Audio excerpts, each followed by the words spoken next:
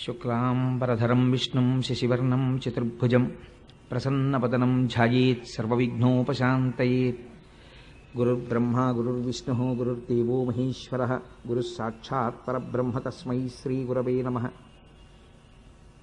వ్యాసాయ విష్ణురూపాయ వ్యాసరూపాయ విష్ణవే నమో వై బ్రహ్మనిధయే వాసిష్ఠాయ నమో నమః. కూజంతం రామ రామేతి మధురం మధురాక్షరం ఆరుహ్య కవితాశాఖాం వందే వాల్మీకికోకిలం. శ్రుతిస్మృతిపురాణానాం ఆలయం కరుణాలయం నమామి భగవత్పాదం శంకరం లోకశంకరం. వాగర్ధావివ సంపృక్తౌ వాగర్ధప్రతిపత్తయే జగతః పితరౌ వందే పార్వతీపరమేశ్వరౌ.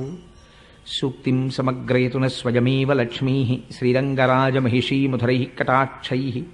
వైదగ్ధ్యవర్ణగుణగుంభనగౌరవైర్యాం కండూలకర్ణకుహరాः కవయోధయంతి.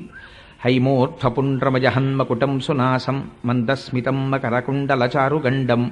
బింబాధరం బహుళదీర్ఘకృపాకటాక్షం శ్రీవేంకటేశముఖమాత్మని సన్నిధత్తాం. మనోజవం మరుతతుల్యవేగం జితేంద్రియం బుద్ధిమతాం వరిష్టం. వాతాత్మజం వనరయూథముఖ్యం శ్రీరామదూతం శిరసా నమామి. ఆపదామపహర్తారం దాతారం సర్వసంపదాం లోకాభిరామం శ్రీరామం భూయో భూయో నమామ్యహం. శ్రీరామచంద్రం శ్రితపారిజాతం సీతాముఖాంబోరుహచంచరీకః. సమస్తకల్యాణగుణాభిరామः నిరంతరం మంగళమాతనోతు. సింధూరారుణవిగ్రహాం త్రినయనాం మాణిక్యమౌళిస్ఫురత్తారానాయకశేఖరాం స్మితముఖీం ఆపీనవక్షోరుహాం. పాణిభ్యాం అళిపూర్ణరత్నచషకం రక్తోత్పలం బిభ్రతీం సౌమ్యాం రత్నఘటస్థరక్తచరణాం ధ్యాయేత్ పరేదంబికాం. జయతు జయతు దేవో దేవకీనందనోయం జయతు జయతు కృష్ణో వృష్ణివంశప్రదీపః. జయతు జయతు మేఘశ్యామలకోమలాంగో జయతు జయతు పృథ్వీభరనాశో ముకుందః. నారాయణం నమస్కృత్య నరం చైవ నరోత్తమం దేవీం సరస్వతీం వ్యాసం తతో జయముదీరయేత్. హరి ఓం. పరమేశ్వర స్వరూపమైన సభకి నమస్కారం. భగవంతుని యొక్క అనుగ్రహం చాలా ఆశ్చర్యకరంగా ఉంటుంది. ఎందుచేత అంటే కృష్ణ భగవానుడు అరణ్యంలో ఎందుకూ పనికి రాకుండా పడిపోయినటువంటి ఒక ఎండు పుల్లని తీసుకుని తన నోటి దగ్గర పెట్టి మురళిగా దాన్ని వాయించి దాని జన్మకి సార్థకత వహించాడు. అలా ఎందుకూ పనికిరానటువంటి నన్ను స్వీకరించి స్వామి నా చేత భాగవతం చెప్పించాలి అని నిర్ణయం చేశాడు. నా జన్మ సాఫల్యం చెందింది అనడానికి నాకు ఇంతకన్నా ఆనందదాయకమైన విషయం ఏముంటుంది? ఎందుచేత నేను ఈ మాట అంటున్నానంటే మిగిలినటువంటి పురాణములు వేరు, భాగవతం ఒక్కటి ఒక ఎత్తు. వ్యాస భగవానుడు ఈ దేశానికి చేసినటువంటి సేవ సామాన్యమైనటువంటిది కాదు, మహోత్కృష్టమైనటువంటి సేవ చేశాడు ఆయన. అటువంటి మహానుభావుడు ఆయన వేదరాశినంతటినీ విభాగం చేశాడు. ఋగ్యజుర్ సామ అధర్వణ వేదములని చేసి అంతటితో ఊరుకోలేదు. అల్పాయుర్దాయం కలిగి అనారోగ్యంతో ఉంటూ బుద్ధి ఎప్పుడూ కూడా అర్ధకామముల యందు మాత్రమే తగిలి ఉండేటటువంటి సామాన్యమైనటువంటి జనులు కలియుగంలో వేదాల్ని నాలుగింటిని చదవడం దుస్సాధ్యమనేటటువంటి బుద్ధి చేత వ్యాస భగవానుడు వేదరాశిని 4గా విభాగం చేశాడు. విభాగం చేసి మళ్ళీ వేదంలో పూర్వభాగం అంతా మనం ఆచరించవలసినటువంటి విధి విధానములను గురించి, మనం ఆచరించినటువంటి విధి విధానముల వలన మనము పొందేటటువంటి ఇహలౌకిక పారలౌకిక సౌఖ్యములను గూర్చి వివరణ చేస్తుంది. ఉత్తర భాగం అంతా కూడా మళ్ళీ మనం ఒక అమ్మ కడుపులో ప్రవేశించవలసినటువంటి అవసరం లేకుండా ఇదే తుట్ట జన్మ చేసుకోవడం కోసమని ఏ జ్ఞాన సముపార్జన చేయడం చేత జ్ఞానాత్ కేవల కైవల్యం, ఆ జ్ఞానము చేత మాత్రమే కైవల్యం లభిస్తుంది. అందుచేత పునరావృత్తి రహిత శాశ్వత శివ సాయుధ్య సిద్ధి కొరకు ఏ జ్ఞానమును మనం పొందాలో అటువంటి జ్ఞానాన్ని వేదము యొక్క ఉత్తర భాగము ప్రతిపాదన చేస్తుంది. ఆయన తన శిష్యుడైనటువంటి జైమిని చేత వేదమునకు పూర్వభాగమైనటువంటి కర్మకి సంబంధించినటువంటి విషయాలన్నిటికీ వ్యాఖ్యానం చేయించాడు. దాన్ని పూర్వమీమాంస అంటారు. ఉత్తర భాగం అంతా జ్ఞానమునకు సంబంధించినది. ఆయనే స్వయంగా బ్రహ్మసూత్రములను రచించారు. దాన్ని జైమిని రచించినది పూర్వమీమాంస, ఈయన రచించినది బ్రహ్మసూత్రములు లేదా ఉత్తరమీమాంస అంటారు. మళ్ళీ 18 పురాణములకు కర్త అయ్యాడు ఆయన. 18 పురాణములను రచించాడు. పురాణం రచించడం అంటే ఆయన ఏదో పురాణం చెప్తున్నాడు రా అంటారు. అంత తేలిక కాదు. సర్గశ్చ ప్రతిసర్గశ్చ వంశో మన్వంతరాణిచ అని వంశాలు చరితం చేయవా పురాణం పంచలక్షణం. పురాణమునకు 5 లక్షణములు ఉండాలి. సర్గ ప్రతిసర్గ అని విభాగం ఉండాలి. గొప్ప గొప్ప వంశములను గురించి ప్రస్తావన చెయ్యాలి. వంశో మన్వంతరాణిచ అనేక మన్వంతరములలో జరిగినటువంటి విశేషాల్ని చెప్పాలి. అది భగవత్ సంబంధంగా దాన్ని ప్రతిపాదన చెయ్యగలిగినటువంటి శక్తి ఉండాలి. అటువంటి వాడు తప్ప పురాణాన్ని చెప్పలేడు. అటువంటి పురాణాల్ని రచించినటువంటి మహానుభావుడు వేదవ్యాసుడు ఆయన 18 పురాణములను రచన చేశాడు. అందులో మనకి జ్ఞాపకం ఉండడం కోసమని ఒక తేలిక సూత్రాన్ని ఒకదాన్ని పెద్దలు ప్రతిపాదన చేస్తూ ఉంటారు. మద్వయం బద్వయం చైవ భ్రత్రయం వ చతుష్టయం అనాపలింగ కోష్కాని పురాణాన్ని పృథక్ పృథక్ అని. మద్వయం అంటే మకారంతో 2 పురాణాలు ఉంటాయి. ఒకటి మార్కండేయ పురాణము, రెండవది మత్స్య పురాణము. మద్వయం బద్వయం చైవ బా మీద 2 ఉంటాయి, భాగవతము భవిష్య పురాణము. మద్వయం బద్వయం చైవ భ్రత్రయం బ్రా మీద 3 ఉంటాయి. అవి బ్రహ్మపురాణము, బ్రహ్మాండ పురాణము, బ్రహ్మ వైవర్త పురాణము. భ్రత్రయం చైవ వచతుష్టయం వకారం మీద 4 ఉంటాయి. అవి వరాహ పురాణము, విష్ణు పురాణము, వామన పురాణము, వాయు పురాణము. అందుకని 4 పురాణాలు. వచతుష్టయం అనాపలింగ కూస్కాని అనేటటువంటి అనాపలింగ కోష్కాని అన్నప్పుడు ఒక్కొక్క అక్షరానికి మళ్ళీ ఒక్కొక్క పురాణం వస్తూ ఉంటుంది. నా అంటే నారద పురాణం, ప అంటే పద్మ పురాణం, లిం అంటే లింగ పురాణం, గ అంటే గరుడ పురాణం, కు అంటే కూర్మ పురాణం, స్కా అంటే స్కాంద పురాణం. ఇలాగా మద్వయం బద్వయం చైవ భ్రత్రయం వ చతుష్టయం అనాపలింగ కోష్కాని పురాణాన్ని పృథక్ పృథక్ 18 పురాణములను రచించాడు. ఈ 18 పురాణములను రచించి తాను వేదములను విభాగము చేసినప్పుడు ఒక్కొక్క వేదము ఒక్కొక్క శిష్యుడికి అప్పచెప్పాడు. వ్యాసుడు చేసినటువంటి సేవ అంతా ఇంత కాదు. మహానుభావుడు అందులో మొట్టమొదటిదైనటువంటి ఋగ్వేదాన్ని పైలుడు అనబడేటటువంటి ఒక శిష్యుడికి పూర్ణంగా నేర్పి ఆయన ఆధిపత్యం వహించాడు దాని శాఖలకి. అంచేత పైలుడికి ఋగ్వేదం నేర్పాడు. యజుర్వేదాన్ని వైశంపాయనుడు అనబడేటటువంటి ఋషి తెలుసుకున్నారు. అలాగే సామవేదాన్ని జైమిని పూర్ణంగా అవగాహన చేసుకున్నాడు. అధర్వణ వేదాన్ని సుమంతువు అనబడేటటువంటి ఒక ఋషికి తెలియచేశారు. ఈ 18 పురాణములను రోమహర్షణుడు అనబడేటటువంటి ఒక మహానుభావుడికి నేర్పారు. ఆ రోమహర్షణుని యొక్క కుమారుడే సూతుడు. ఆ సూతుడు పురాణ ప్రవచనం చేస్తుంటాడు. అందుకే మీరు ఎప్పుడైనా ఎక్కడైనా ఏదైనా విషయం వినవలసి వస్తే శౌనకాది మహర్షులు సూత భగవానుణ్ణి సేవించి నువ్వు మాకు ఏదైనా పురాణాన్ని చెప్పవలసింది అని అడిగితే సూతుడు పురాణ ప్రవచనం చేస్తూ ఉంటాడు. ఆ రోమహర్షణుని కుమారుడు సూతుడు. ఆశ్చర్యం ఏమిటంటే పురాణ వాంగ్మయాన్నంతటినీ కూడా ప్రవచనం చేసినటువంటి వాళ్ళు సూతుడు రోమహర్షణుడు అయితే ఒక్క భాగవతాన్ని మాత్రం శుకబ్రహ్మ చెప్పారు. శుకబ్రహ్మ సాక్షాత్ వేదవ్యాసుని యొక్క కుమారుడు. ఆయన పుట్టుక చేతనే అపారమైనటువంటి జ్ఞాన వైరాగ్యములు భక్తి కలిగినటువంటి వాడు. ఎంత వైరాగ్య భావన కలిగిన వాడంటే ఆయన మంచి నిండు యవ్వనంలో ఉన్నటువంటి రోజులలో తండ్రి గారు ఆయన్ని వివాహం చేసుకోమని అడిగారు. దేవీ భాగవతం చాలా విశేషంగా వర్ణన చేస్తుంది. చేస్తే ఆయన నాకు వివాహం అక్కర్లేదు, ఈ లోకమంతా దుఃఖభూయిష్టమైపోయింది, నేను ఆనందాన్ని అనుభవించాలి, నేను బ్రహ్మైక్య సిద్ధి కొరకు తపస్సు చేస్తాను అని చెప్పి అరణ్యములను పట్టి వెళ్ళిపోతున్నాడు. వెనక నుంచి వ్యాసుడు పుత్రుడి మీద ఉన్న కాంక్ష చేత హాపుత్ర హాపుత్ర అని అరుస్తూ వెంట వస్తున్నాడు. వస్తుంటే శుకుడు అనలేదుట ఓయ్ అని.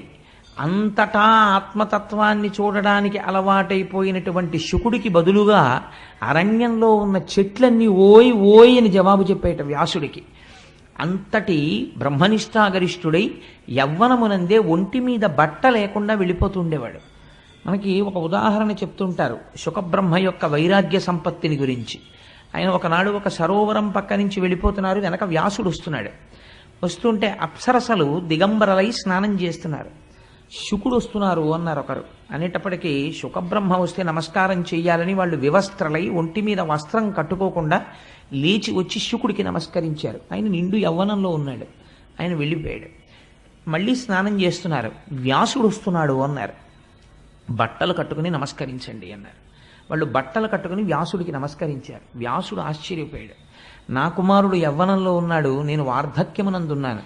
నేను వస్తే మీరు వస్త్రములు కట్టుకుని నమస్కరించారు, నా కుమారుడు వెళ్ళిపోతుంటే వస్త్రములు లేకుండా నమస్కరించారు. ఏమిటి తేడా అని అడిగాడు.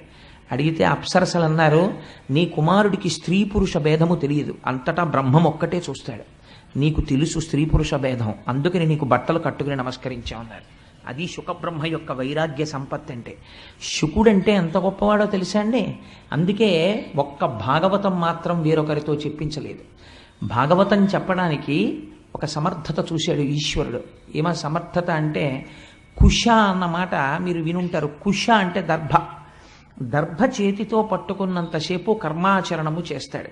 కర్మాచరణము దేని కొరకు చేస్తారంటే, కర్మ చెయ్యగా చెయ్యగా చెయ్యగా చెయ్యగా ఇంటిని తుడుచుకుని బూజులన్నీ దులుపుకున్న తర్వాత పండగొచ్చే ముందు శుభ్రపడినటువంటి ఇల్లులా మీరు భగవద్భక్తితో కర్మాచరణము చేయగా లోపల ఉండేటటువంటి మనస్సు కంటిన మాలిన్యము తొలగి ఈశ్వరుడు వచ్చి కూర్చోడానికి, సత్కర్మాచరణము పూనికతో సంతోషంతో చెయ్యడానికి కావలసినటువంటి బుద్ధి యందు ఆనందప్రదమైన స్థితి ఏర్పడుతుంది. అప్పుడు దాని వలన జ్ఞానము కలుగుతుంది. ఆ జ్ఞానము చేత మోక్షము కలుగుతుంది. అందుకని మొట్టమొదట కావలసింది సత్కర్మాచరణము. ఈ సత్కర్మాచరణము చెయ్యడం అనేటటువంటిది దర్భలతో సంబంధం. ఎప్పుడు దర్భ పట్టుకుంటాడు. అందుకని కుశ అంటే దర్భని పట్టుకున్నవాడు. తిరగేయండి శుక అంటే ఇప్పుడు ఆయనకి కర్మాచరణము లేదు. కర్మాచరణము లేదంటే ఆయన కావాలని మానినవాడు కాదు, ఆయన చెయ్యడానికి కర్మ లేనివాడు. ఈ స్థితికి వెళ్ళిపోయినవాడు. ఎందుకని నిరంతరము బ్రహ్మమునందు రమిస్తూ ఉంటాడు. అది తప్ప వేరొక వస్తువు ఆయనకి తెలియదు. ఎప్పుడూ బ్రహ్మమునే చూస్తాడు, బ్రహ్మముతో కలిసి ఉంటాడు, బ్రహ్మమును పొందుతుంటాడు. ఇంత ఆనంది స్థితిని అనుభవించేటటువంటి వ్యక్తి శంకర భగవత్పాదులు కౌపీన పంచకం అని ఒక పంచకం చేశారు. అందులో అంటారు ఏంటి, అసలు కౌపీనం పెట్టుకున్నవాడంత భాగ్యవంతుడు ఈ ప్రపంచంలో ఎక్కడున్నాడు అన్నారు. ఎందుకని? వాడు అన్నీ విడిచిపెట్టి సర్వసంగ పరిత్యాగి అయి ఈశ్వరుడి పాదార విందములను సేవిస్తూ తిరుగుతున్నాడు. అటువంటి వాడికి ఇంద్ర పదవి లభించినా సరే తిరస్కరిస్తాడు. నాకు అక్కర్లేదు, నాకు ఇందులో తృప్తి ఉందంటాడు. అటువంటి మహానుభావుడైనటువంటి శుకుడు నిరంతరము ఆనందం అనుభవించేవాడు. ఆయన ఏదైనా ఒక ప్రదేశానికి వస్తే ఒక ఆవు పాలు పితకడానికి ఎంత సమయం పడుతుందో అంతకన్నా ఎక్కువ సమయం నిలబడేవాడు కాదు. ఎందుకు నిలబడేవాడు కాదు అంటే, ఒకవేళ అంతకన్నా ఎక్కువసేపు ఎక్కడైనా నిలబడితే ఆ ఊర్లో ఉన్న వ్యక్తులతో తనకి పరిచయం ఏర్పడితే ఆ పరిచయాల వల్ల ఇంతమంది తన మనసులో ప్రవేశించి వీళ్ళు ఫలానా వీళ్ళు ఫలానా వీళ్ళు ఫలానా అని గుర్తు పెట్టుకుని వీళ్ళందరినీ లోపల పెట్టుకుంటే ఈశ్వరుడితో సంగము తగ్గిపోయి లోకముతో సంగము పెరిగిపోతుందని ఒక ఆవు పాలు పితికిన కాలము ఎంత పడుతుందో అంతకన్నా ఎక్కువ ఉండకుండా తిరుగుతూ వెళ్ళిపోతుండేవాడు. అటువంటి మహానుభావుడు శుకుడు తనంత తానుగా వచ్చి 7 రోజుల పాటు కూర్చుని భాగవతాన్ని ప్రవచనం చేశాడు. ఎవరి కొరకు ప్రవచనం చేశాడు?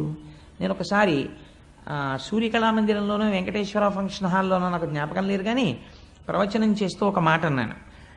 ఈ భాగవత ప్రవచనం అనేటటువంటిది ఎవరి కొరకు చేయబడినది అంటే, భాగవతం అందరూ వినలేరు అని శాస్త్రం. ఎందుచేత అంటే భాగవతం వింటే కొన్ని కోట్ల జన్మల తర్వాత మాత్రమే భాగవత శ్రవణం జరుగుతుంది. ఎందుచేత అంటే అన్ని పురాణములను రచించినట్టు వ్యాసుడు రచించలేదు దాన్ని.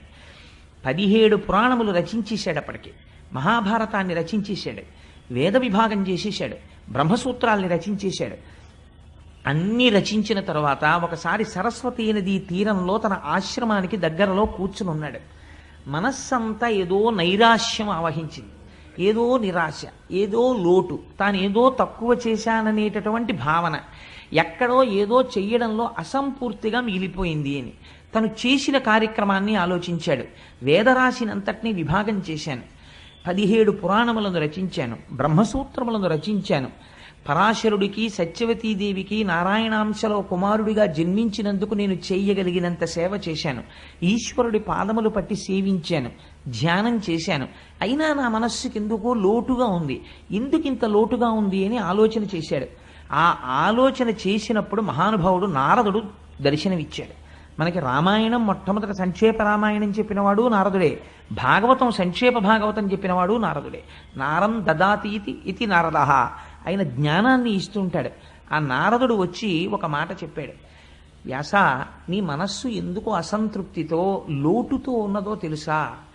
నువ్వు ఇన్ని విషయాల్ని రచించావు, భారతాన్ని రచించావు, కానీ భారతంలో కృష్ణ కథ ఎక్కడ చెప్పినా ధర్మము తప్పినటువంటి కౌరవులు ఎటువంటి స్థితిని పొందుతున్నారు, ధర్మమును పట్టుకున్నటువంటి పాండవులు ఎటువంటి స్థితిని పొందుతున్నారు అన్న ప్రధాన కథకి అనుసంధానము చేశావు కృష్ణ కథని తప్ప కృష్ణ భక్తుల యొక్క చరిత్రని, ఈ ప్రపంచమంతా ఎలా పరిఢవిల్లుతోందో, ఈ విశ్వము ఎలా సృష్టింపబడిందో, పంచభూతములు ఎలా వచ్చాయో, భగవంతుని యొక్క నిర్హేతుక కృపచేత ఆయన సృష్టికర్తయ్యే, స్థితికర్తయ్యే, ప్రళయకర్తయ్యే ఈ లోకాన్ని ఎలా పరిపాలన చేస్తున్నాడో నువ్వెక్కడా చెప్పలేదు. ఆ కారణం చేత నీ మనస్సులో ఎక్కడో చిన్న లోటు ఏర్పడింది. ఇది పూర్తి చేయడానికి నువ్వు భాగవత రచన చెయ్యి అని ప్రబోధం చేశాడు. అప్పుడు ఆనందాన్ని పొందినటువంటి వాడై వ్యాసభగవానుడు ధ్యానమగ్నుడై ఆచమనం చేసి కూర్చుని అప్పుడు భాగవతాన్ని రచించడం ప్రారంభించాడు. ఇంత చేసిన తరువాత ఏది చెయ్యడం మిగిలిపోయిందని వ్యాసుడు నైరాశ్యం చెందాడో, ఏది అందించడం చేత తన జన్మ సార్థకత పొందుతుందనుకున్నాడో, ఏది అందించిన తరువాత, ఏది తెలుసుకున్న తర్వాత మనిషిలో ఒక గొప్ప మార్పు వస్తుందో, కొన్ని కోట్ల జన్మల నుంచి మనసు ఏది పట్టుకోకపోవడం వల్ల అలా తిరిగిందో, ఏది పట్టుకోవడం వల్ల మనుష్య జన్మకి సార్థకత సిద్ధిస్తుందో అటువంటి మహౌషధాన్ని మహానుభావుడు అందించడం ప్రారంభం చేశాడు. అందుకే అది వేరొకరు చెప్పడానికి కుదరదు. అది సాక్షాత్తుగా ఉపనిషత్తుల యొక్క సారాంశము. జ్ఞానమంతా కూడా భాగవతమునందు నిక్షేపింపబడింది. ఇది చెప్పడానికి శుకబ్రహ్మ మాత్రమే చెప్పాలి. అందుకని తన కుమారుడైనటువంటి శుకబ్రహ్మకి భాగవతాన్ని ప్రబోధం చేసి ఆ భాగవతం శుకబ్రహ్మ పరీక్షిత్ మహారాజు గారికి 7 రోజులు చెప్పాడు. ఎటువంటి పరిస్థితిలో చెప్పాడు? భాగవతం చెప్పబడినటువంటి పరిస్థితిని మీరు విచారణ చేయాలి. చెప్పినది 7 రోజులే, అంతకన్నా ఒక్క రోజు చెప్పలేదు. ఎందుకు 7 రోజులు చెప్పవలసి వచ్చింది? అసలు పరీక్షిత్తుకి శాపం ఎందుకు వచ్చింది? ఎందుకు విన్నాడు? ఈ విషయాలు రేపు ఎలాగో కథాభాగంలో వచ్చేస్తాయి.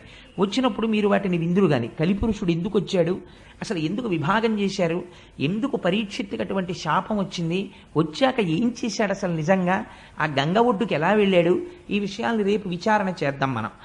కానీ 7 రోజుల పాటు భాగవతం చెప్పాడు. 7 రోజులు చెప్పడం వల్ల సాధారణంగా భాగవతాన్ని సప్తాహము అంటుంటారు. నేను తరచూ ఒక మాట చెప్తూ ఉంటాను, భాగవతాన్ని సప్తాహంగా చెప్పుకోవడం వెనకాతల ఒక రహస్యం ఉంది. ఏమి సప్తాహమని ఎందుకు చెప్పుకుంటారంటే, ఒక మనిషి ఎన్ని సంవత్సరములు బ్రతకనివ్వండి, 80 ఏళ్ళు బ్రతకనివ్వండి, 90 ఏళ్ళు బ్రతకనివ్వండి, శతమానం భవతి శతాయు పురుష స్థితేంద్రియ ఆయుష్దేవేంద్రియే ప్రతిష్టతి, 100 ఏళ్ళు పూర్ణంగా బ్రతకనివ్వండి. ఎన్ని రోజులు బ్రతికాడు? 7 రోజులే బతుకుతాడు. ఎందుచేత?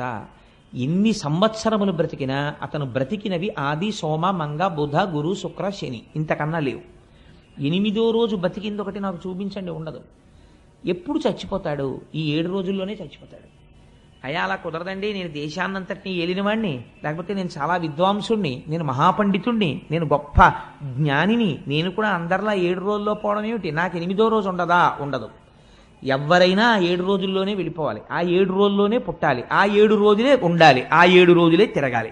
కాబట్టి భాగవతం సప్తాహం అంటే నువ్వు ఏ రోజున భగవంతుణ్ణి స్మరించడం మానేశావో ఆ రోజు ఆ ఇల్లు పరమ అమంగళకరమైన రోజు. ఎందుచేత? ఆ రోజు భగవంతుని ఎడ విస్మృతి కలిగింది కాబట్టి తను భగవన్నామమును పలకలేదు, ఈశ్వరుడికి నమస్కరించలేదు, ఈశ్వరుడి గురించిన తలంపు లేదు. ఆ రోజు తాను ఉండి మరణించిన వాడితో సమానము. కాబట్టి ఇప్పుడు ఆ రోజుని ఇంట్లో ఏం తిరిగింది?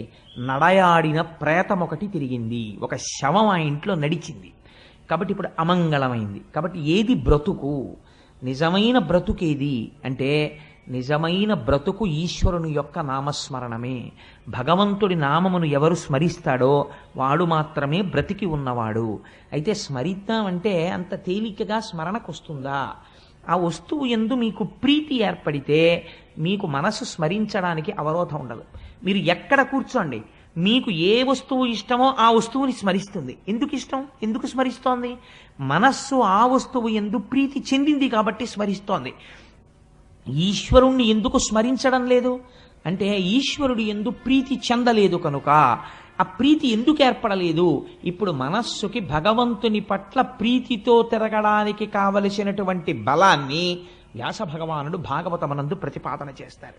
అందుకే భాగవతం ఎవరు వింటారో వాళ్ళ మనస్సు తెలిసో తెలియకో ఈశ్వరుడి వైపుకి తిరిగిపోతుంది. ఈశ్వరుడి వైపుకు తిరిగిపోతే ఏమవుతుందో నారదుడు చెప్తాడు. అక్కడ మీరు ఆ విషయాన్ని విందురు గాని. శుకబ్రహ్మ ప్రవచనం 7 రోజుల పాటు చేశారు. 7 రోజుల పాటు చేస్తే ఏమైంది? చచ్చిపోతానని బెంగెట్టుకున్నాడు పరీక్షిత్. భాగవతం అంతా విన్నాడు. ఆయన అన్నాడు, ఈ శరీరం చచ్చిపోతుంది, బెంగలేదన్నాడు. ఇప్పుడు తెలిసిపోయింది అంతే. ఏం తెలిసిపోయింది?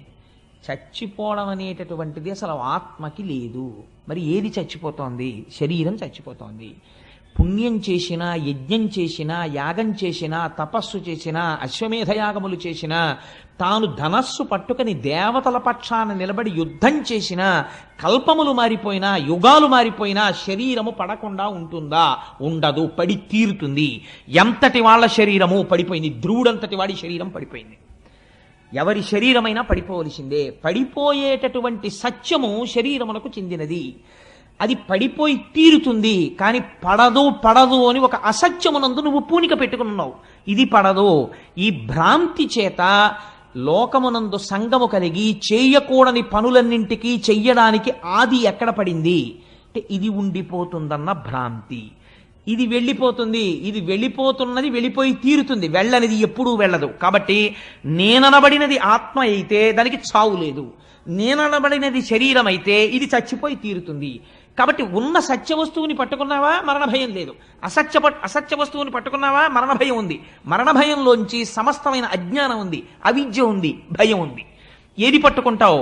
సత్యాన్ని పట్టుకో. అంత తేలిగ్గా పట్టుకోగలవా? భాగవతం విన్నవాడు పట్టుకోగలడు. అలా పట్టుకునేటట్టు వ్యాసుడు భాగవతమునందు ప్రతిపాదన చేశాడు సత్య వస్తువు గురించి. అందుకని ఎవరు భాగవతం వింటున్నారో వారికి సత్యము పట్ల పూనిక కలుగుతుంది, ఈశ్వరుడి పట్ల పూనిక కలుగుతుంది. ఆయన పాదములు పట్టుకున్న వాళ్ళు ఎలా తరించారో భగవంతుని యొక్క భక్తుల గాథలు ఆవిష్కరింపబడతాయి. అందున ఆశ్చర్యం ఏమంటే జరిగి జరిగి జరిగి జరిగి భాగవతం ఉత్తరాయణంలో వచ్చింది మనకి. మనం ఇప్పుడు చెప్పబోతున్నటువంటి భాగవతం ఉత్తరాయణ పుణ్యకాలంలోకి వచ్చింది. పైగా మొదలుపెట్టి 4 రోజులు అవదు రథసప్తం వచ్చేస్తుంది. ఇంకొక 4 రోజులు అవదు భీష్మేకాదశి వచ్చేస్తుంది. భీష్ముడు స్తుతి చేశాడు శ్రీకృష్ణ భగవానుడిని భాగవతంలో. ఎంత అద్భుతమైన స్థుతో! నేను ఒక్క మాట చెప్తున్నాను. మీరందరూ ఇలా చెప్తే ఏదో ఒక సోపుకో లేకపోతే ఒక రేజర్కో ఒక బ్లేడుకో అడ్వర్టైజ్ చేసుకున్నట్టు ఇలా చెప్తే మీరు వస్తారని నేను చెప్పట్లేదు. నేను ఒక్క మాట చెప్తున్నాను. నేను వెంకటేశ్వర ఫంక్షన్ హాల్లో భాగవతం చెప్తూ ఒక మాట అన్నాను. శుకబ్రహ్మ భాగవతం ఒక్కరికే చెప్పాడు పరీక్షిత్ మహారాజుకి. భాగవతం చెప్పేటటువంటి వాడు జనం గురించి చూడకూడదు అన్నాడు. ఈశ్వరుడు నన్ను పరీక్ష పెట్టాలనుకున్నాడు. నువ్వు నిలబడగలవా నేను చూస్తాననుకున్నాడు. ఒక 4 రోజులైన తర్వాత ఒక పెద్ద తుఫాన్ వచ్చింది. తుఫాన్ వస్తే నాకు రేపాక సుబ్బారావు ఫోన్ చేశారు, ఏమండి చాలా తుఫానుగా ఉంది, ఎవ్వరూ బయటికి రాలేరు. కాబట్టి హాలు నిండిపోయి బయటికి కుర్చీలేసి ఇన్నాళ్ళు మీరు భాగవతం చెప్పారు.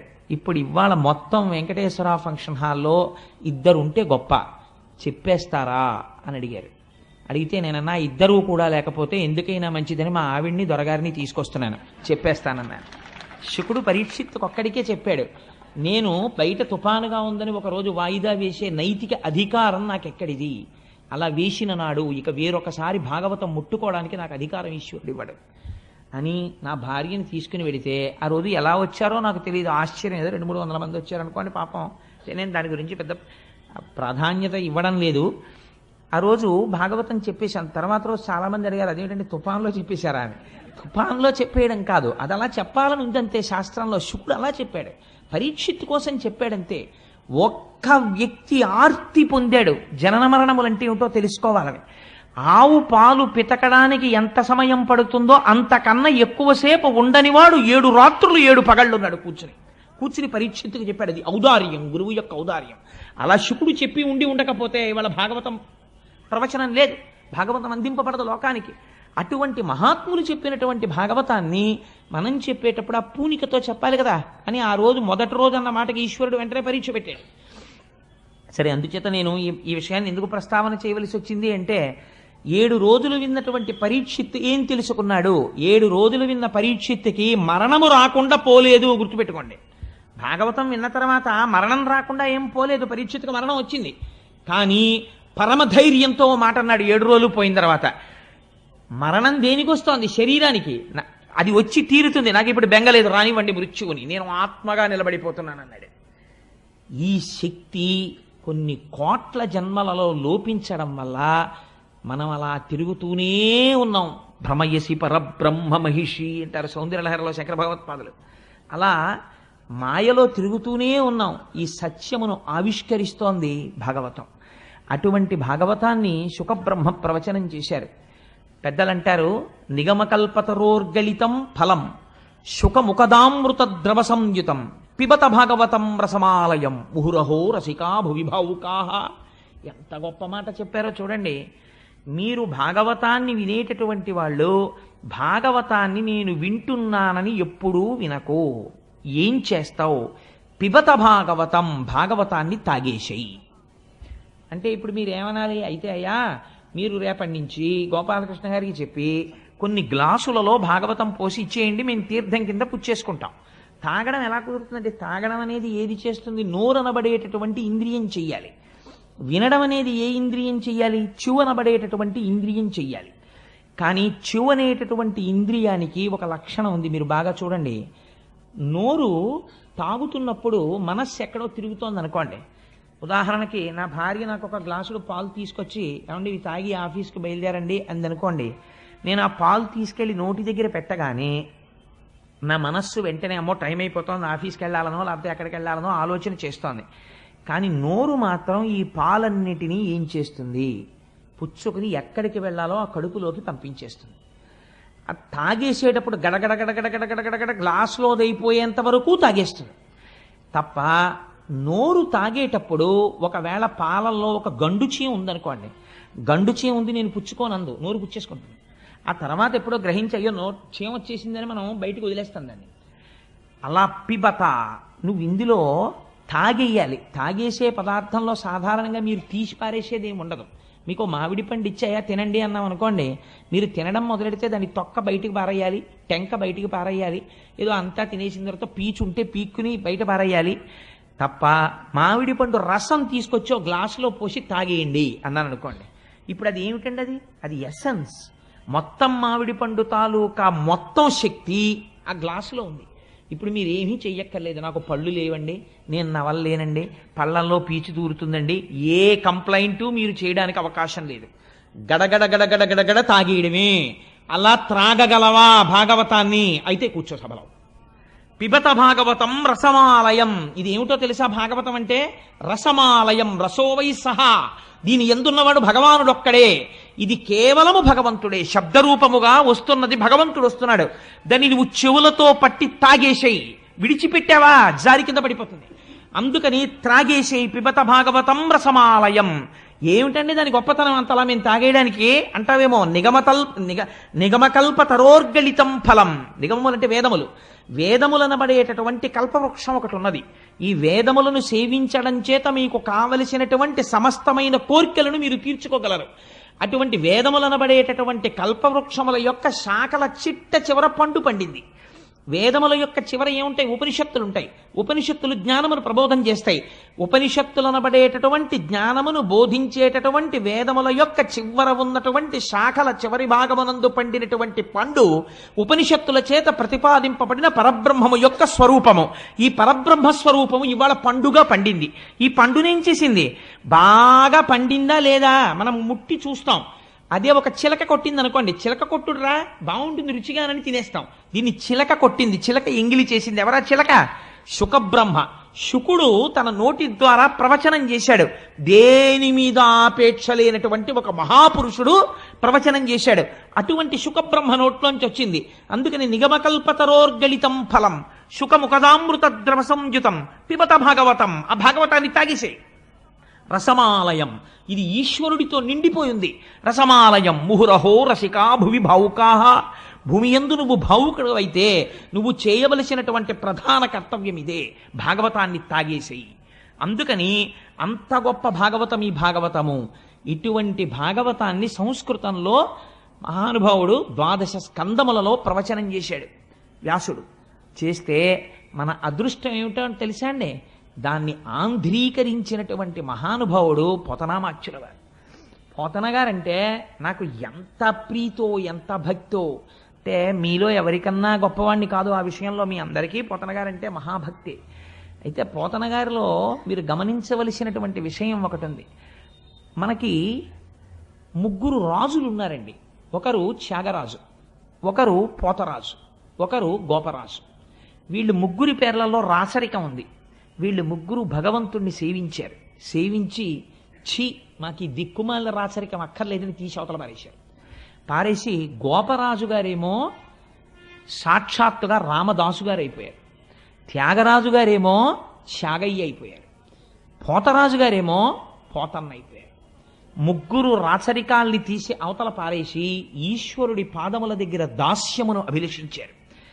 వీళ్ళు ముగ్గురు జగత్తుని ఏలి భక్తిని పంచిపెట్టేశారు. ఆ పోతన గారు ఆయన జీవించింది కేవలం కొద్ది భూమి ఉండేది. నాగలి పట్టి మనం సాధారణంగా ఒక మాట అంటుంటాం, ఏమిటంటే భాగవతం చదువుకుందాం, రామాయణం చదువుకుందాం అని ఉంటుంది. కానీ ఎక్కడండి ఆఫీసు వెళ్ళడం రావడం, ఇల్లు, ఇంటికి వచ్చిన తర్వాత సంసారం, ఇందులో భాగవతం 12 స్కంధాలు చదవాలంటే ఎక్కడ జరుగుతుందండి? కుదరట్లేదు, చదవదాం అని ఉండదు, ఏమిటి నాకు చదవాలని ఉంటుంది అంటాం. కానీ మీరు పోతన గారి జీవితాన్ని తీసుకోండి. మహానుభావుడు ఒక చిన్న పొలం ఉండేది, అది కూడా ఏకశిలానగరం, ఓరుగల్లికి దగ్గరలో ఉండేవారు ఆయన. ఉండి ఆ పొలం దున్నుకుని ఎప్పుడు నాగలి పట్టారో, ఎప్పుడు పొలం దున్నారో, ఎప్పుడు విత్తనాలు చల్లారో, ఎప్పుడు మంచె మీద కూర్చున్నారో తెలియదు. త్రికాలముల యందు సంధ్యావందనం చేసుకుని ఒకానొక నాటి సాయంకాలం చంద్రోదయం జరుగుతున్నటువంటి సమయంలో వారు గోదావరి నదిలో స్నానం చేసి ఒక సైకతం మీద కూర్చుని ధ్యానమగ్నులై అరమోట్పు నేత్రములతో కూర్చునున్నారు. కూర్చునుండగా వారికి రామచంద్రమూర్తి యొక్క సాక్షాత్కారమైంది. పోతనా, నీ జన్మ ఉద్ధరించాలని నేను అనుకుంటున్నాను. అందుకే ఏం చేస్తావో తెలుసా? నువ్వు మహాభాగవతాన్ని ఆంధ్రీకరించు, తెలుగులో రాయి అన్నారు. అంటే వెంటనే నమస్కరించి పోతన గారు అన్నారు, అయ్యా మీరు ఆనతిచ్చారు, నేను వ్రాయడం ఏమిటి భాగవతం? పలికెడిది భాగవతమట, పలికించు విభుండు రామభద్రుండట, నే పలికిన భవహరమగునట, పలికెద విరుండుగాధ పలుకగనేలా. ఎంత వినయంతో చెప్పారో చూడండి. పలికెడిది భాగవతమట, నేను భాగవతాన్ని రచించడం ప్రారంభం చేస్తున్నాను. కానీ పోతన భాగవతాన్ని రచిస్తున్నవాడు పలికించు విభుండు రామభద్రుండట, నా వెనకాతల ఉండి నా చేత పలికిస్తున్నవాడు ఉన్నాడే, వాడు రామభద్రుడు, రామచంద్రమూర్తి పలికిస్తున్నాడు.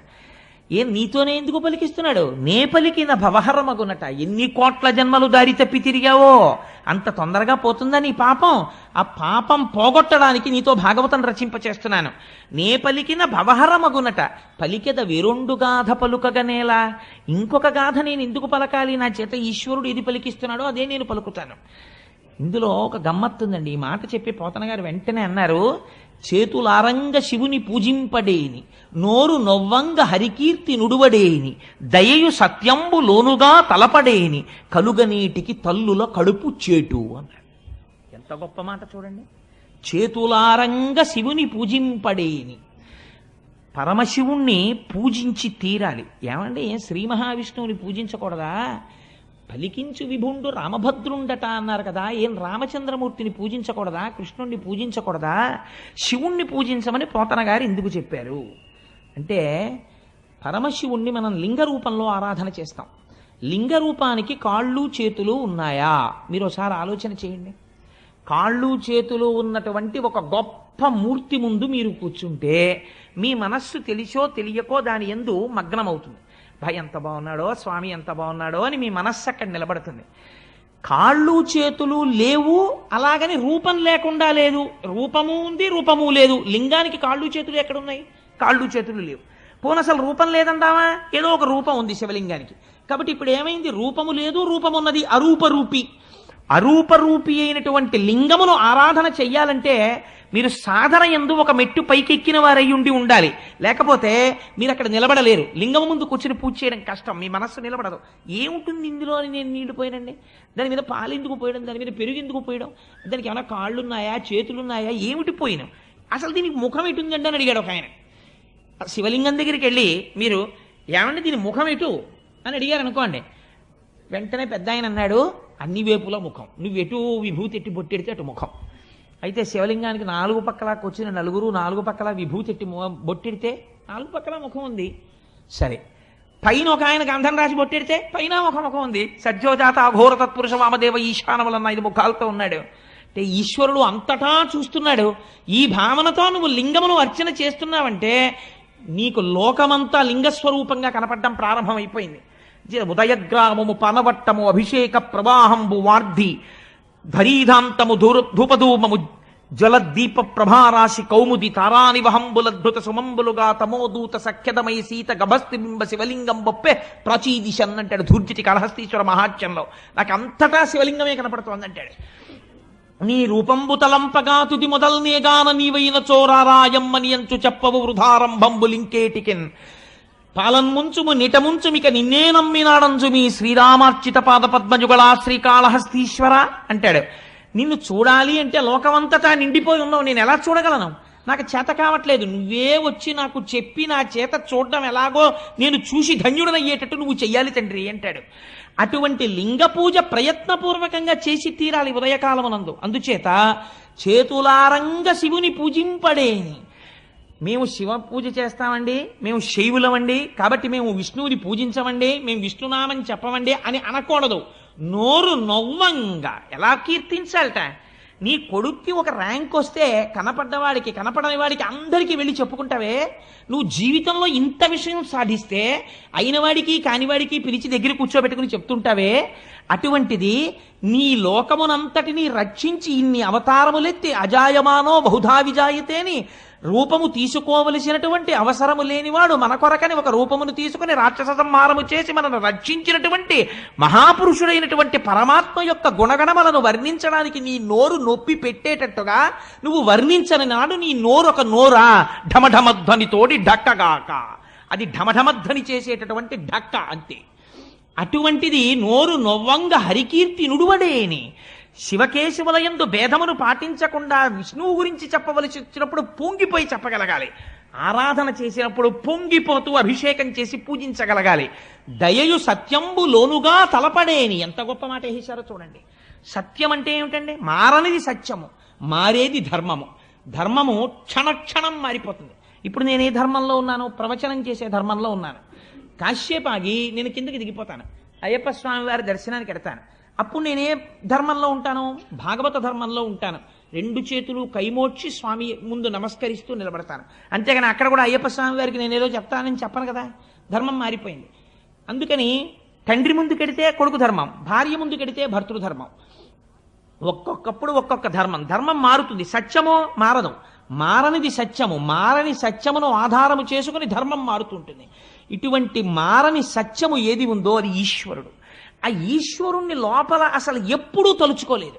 ఈ లోకమంతా ఎవడిలో పుట్టింది, ఎవడిలో పెరుగుతోంది, ఎవ్వడు సృజించు ప్రాణుల ఎవ్వడు సృష్టి, ఎవ్వడు త్రుంచు పెంచు, ఎవ్వడు అనంతుండెవ్వడు విభుడెవ్వడు ఈ విధమున మనుచు బెనుచు హేలారతుడై ఎవడు సృష్టిస్తున్నాడు, ఎవడు పెంచుతున్నాడు, ఎవడు పెద్దది చేస్తున్నాడు, ఎవడు త్రుంచేస్తున్నాడు, ఎవరు ఈ ప్రాణులన్నింటినీ కాపాడుతున్నాడు, ఎందుకు ఈ అండాండ పిండాండ బ్రహ్మాండములన్నీ తిరుగుతున్నాయి అని ఒకనాడు ఈశ్వరుడు గురించి ఆలోచిస్తే అది సత్యము. ఆ సత్యమును గురించి ఆలోచిస్తే అంతటా ఉన్నది పరమాత్మయే. కావ్యకంఠ గణపతి మునికి ఉమాదేవి ఎక్కడ సాక్షాత్కరించిందో మీకు తెలుసా? ఉమాదేవిని కావ్యకంఠ గణపతి ముని ఎక్కడ చూశారో తెలుసా అండి? నిన్న లేనటువంటి గడ్డి పరక ఇవాళ వడ్డు గింజలోంచి కొద్దిగా పైకొచ్చి సూర్యకిరణం పడేటప్పటికి ఆకుపచ్చ రంగుతో అటూ ఇటూ కదులుతున్నటువంటి తేజస్సుతో నిండిన వెల్లివిరుస్తున్న ఆకుపచ్చతనంతో ఉన్నటువంటి గడ్డి పరకలో ఉమాదేవి అమ్మవారు ఉన్నది, శక్తి రూపిణి. ఇది మా అమ్మంటే అని గడ్డి పరకని చూసి ఉమాసహస్రం చెప్పి పొంగిపోయాడు కావ్యకంఠ గణపతి ముని. అలా చూడగలిగిన శక్తి నీకుంటే నీకు అంతటా బ్రహ్మమే ఉన్నది. అప్పుడు నువ్వు దేని పట్ల ద్వేషిస్తావు, దేన్ని కోపగించుకుంటావు, దేని మీద నువ్వు అసహ్యాన్ని పెంచుకుంటావు? ఒక ధర్మాన్ని నిర్వర్తించడానికి నువ్వు శాసనం చేస్తావంతే. కానీ ఇక్కడ మాత్రం లోకమంతటా బ్రహ్మమును చూస్తుంటావు. అలా చూడడం దయ కలిగి ఉండడం ప్రాణుల యందు. దయయు సత్యంబులోనుగా తలపడేని. అందుకే పెద్దలు ఒకడు తుంటరితనంతో ప్రవర్తన చేశాడనుకోండి, శపించరు, వాళ్ళని తక్కువ చేసి మాట్లాడరు. ఒకనాడు ఈశ్వరానుగ్రహం కలిగి అతను వృద్ధిలోకి రావాలండి, పాపం తెలియదు, చూశారా ఎంత అజ్ఞానమో అంటారు. అలా అనగలగడానికి, అంతగా మన్నించగలగడానికి కారణం ఏమిటో తెలుసా అండి? అంతటా ఈశ్వరుణ్ణి చూస్తున్నాడు. అంతటా ఈశ్వరుణ్ణి చూడగలిగిన వాడికి మాత్రమే ఈ దయ ఉంటుంది, లేనివాడికి ఆ దయ ఉండదు. దయయు సత్యంబు లోనుగా తలపడేని. ఇలా తలచనప్పుడు పుట్టిన దగ్గర నుంచి తినడం, తిరగడం, కొన్నాళ్ళు అయిపోయిన తర్వాత ఈ శరీరం వదిలేయడం. ఈ మాత్రం దానికి ఎన్ని కోట్ల జన్మలు ఎత్తావో, ఎన్ని కోట్ల జన్మలలో అమ్మ కడుపులో పడుకున్నావో, ఇప్పటికి ఎంతమంది అమ్మ కడుపులలోంచి బయటికి వచ్చేటప్పుడు ప్రసవ వేదనని మరణ వేదనగా మార్చి అమ్మని కొన్ని గంటలు బాధ పెట్టి నువ్వు బయటికి వచ్చి నువ్వు సాధించిందే ఉంది. కలుగనేటికి తల్లుల కడుపు చేటు. అస్తమానం వెళ్ళి ఆ తల్లి కడుపులో కూర్చుని ఆ తల్లిని బాధ పెట్టడం తప్ప నువ్వు పుట్టి ప్రయోజనం ఏమిట్రా అని అడిగారు పోతన గారు.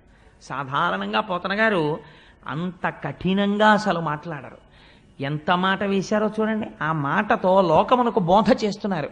చేతులారంగ శివుని పూజింపడేని, నోరు నొవ్వంగ హరికీర్తి నుడుబడేని, దయయు సత్యంబు లోనుగా తలపడేని, కలుగనేటికి తల్లుల కడుపు చేటు.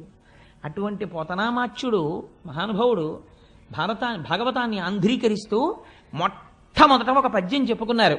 శ్రీకైవల్య పదంబు చేరుటకునై చింతించదన్ లోకరక్షైకారంభకు భక్త పాలన కళా సంరంభకున్ కేళి లోల విలస దృగ్జాల సంభూత నానా కంజాత భవాండ కుంభకు మహానందాంగనా డింబకున్ చెప్పుకున్నారు. శ్రీకైవల్య పదంబు చేరుటకునై చింతించదన్.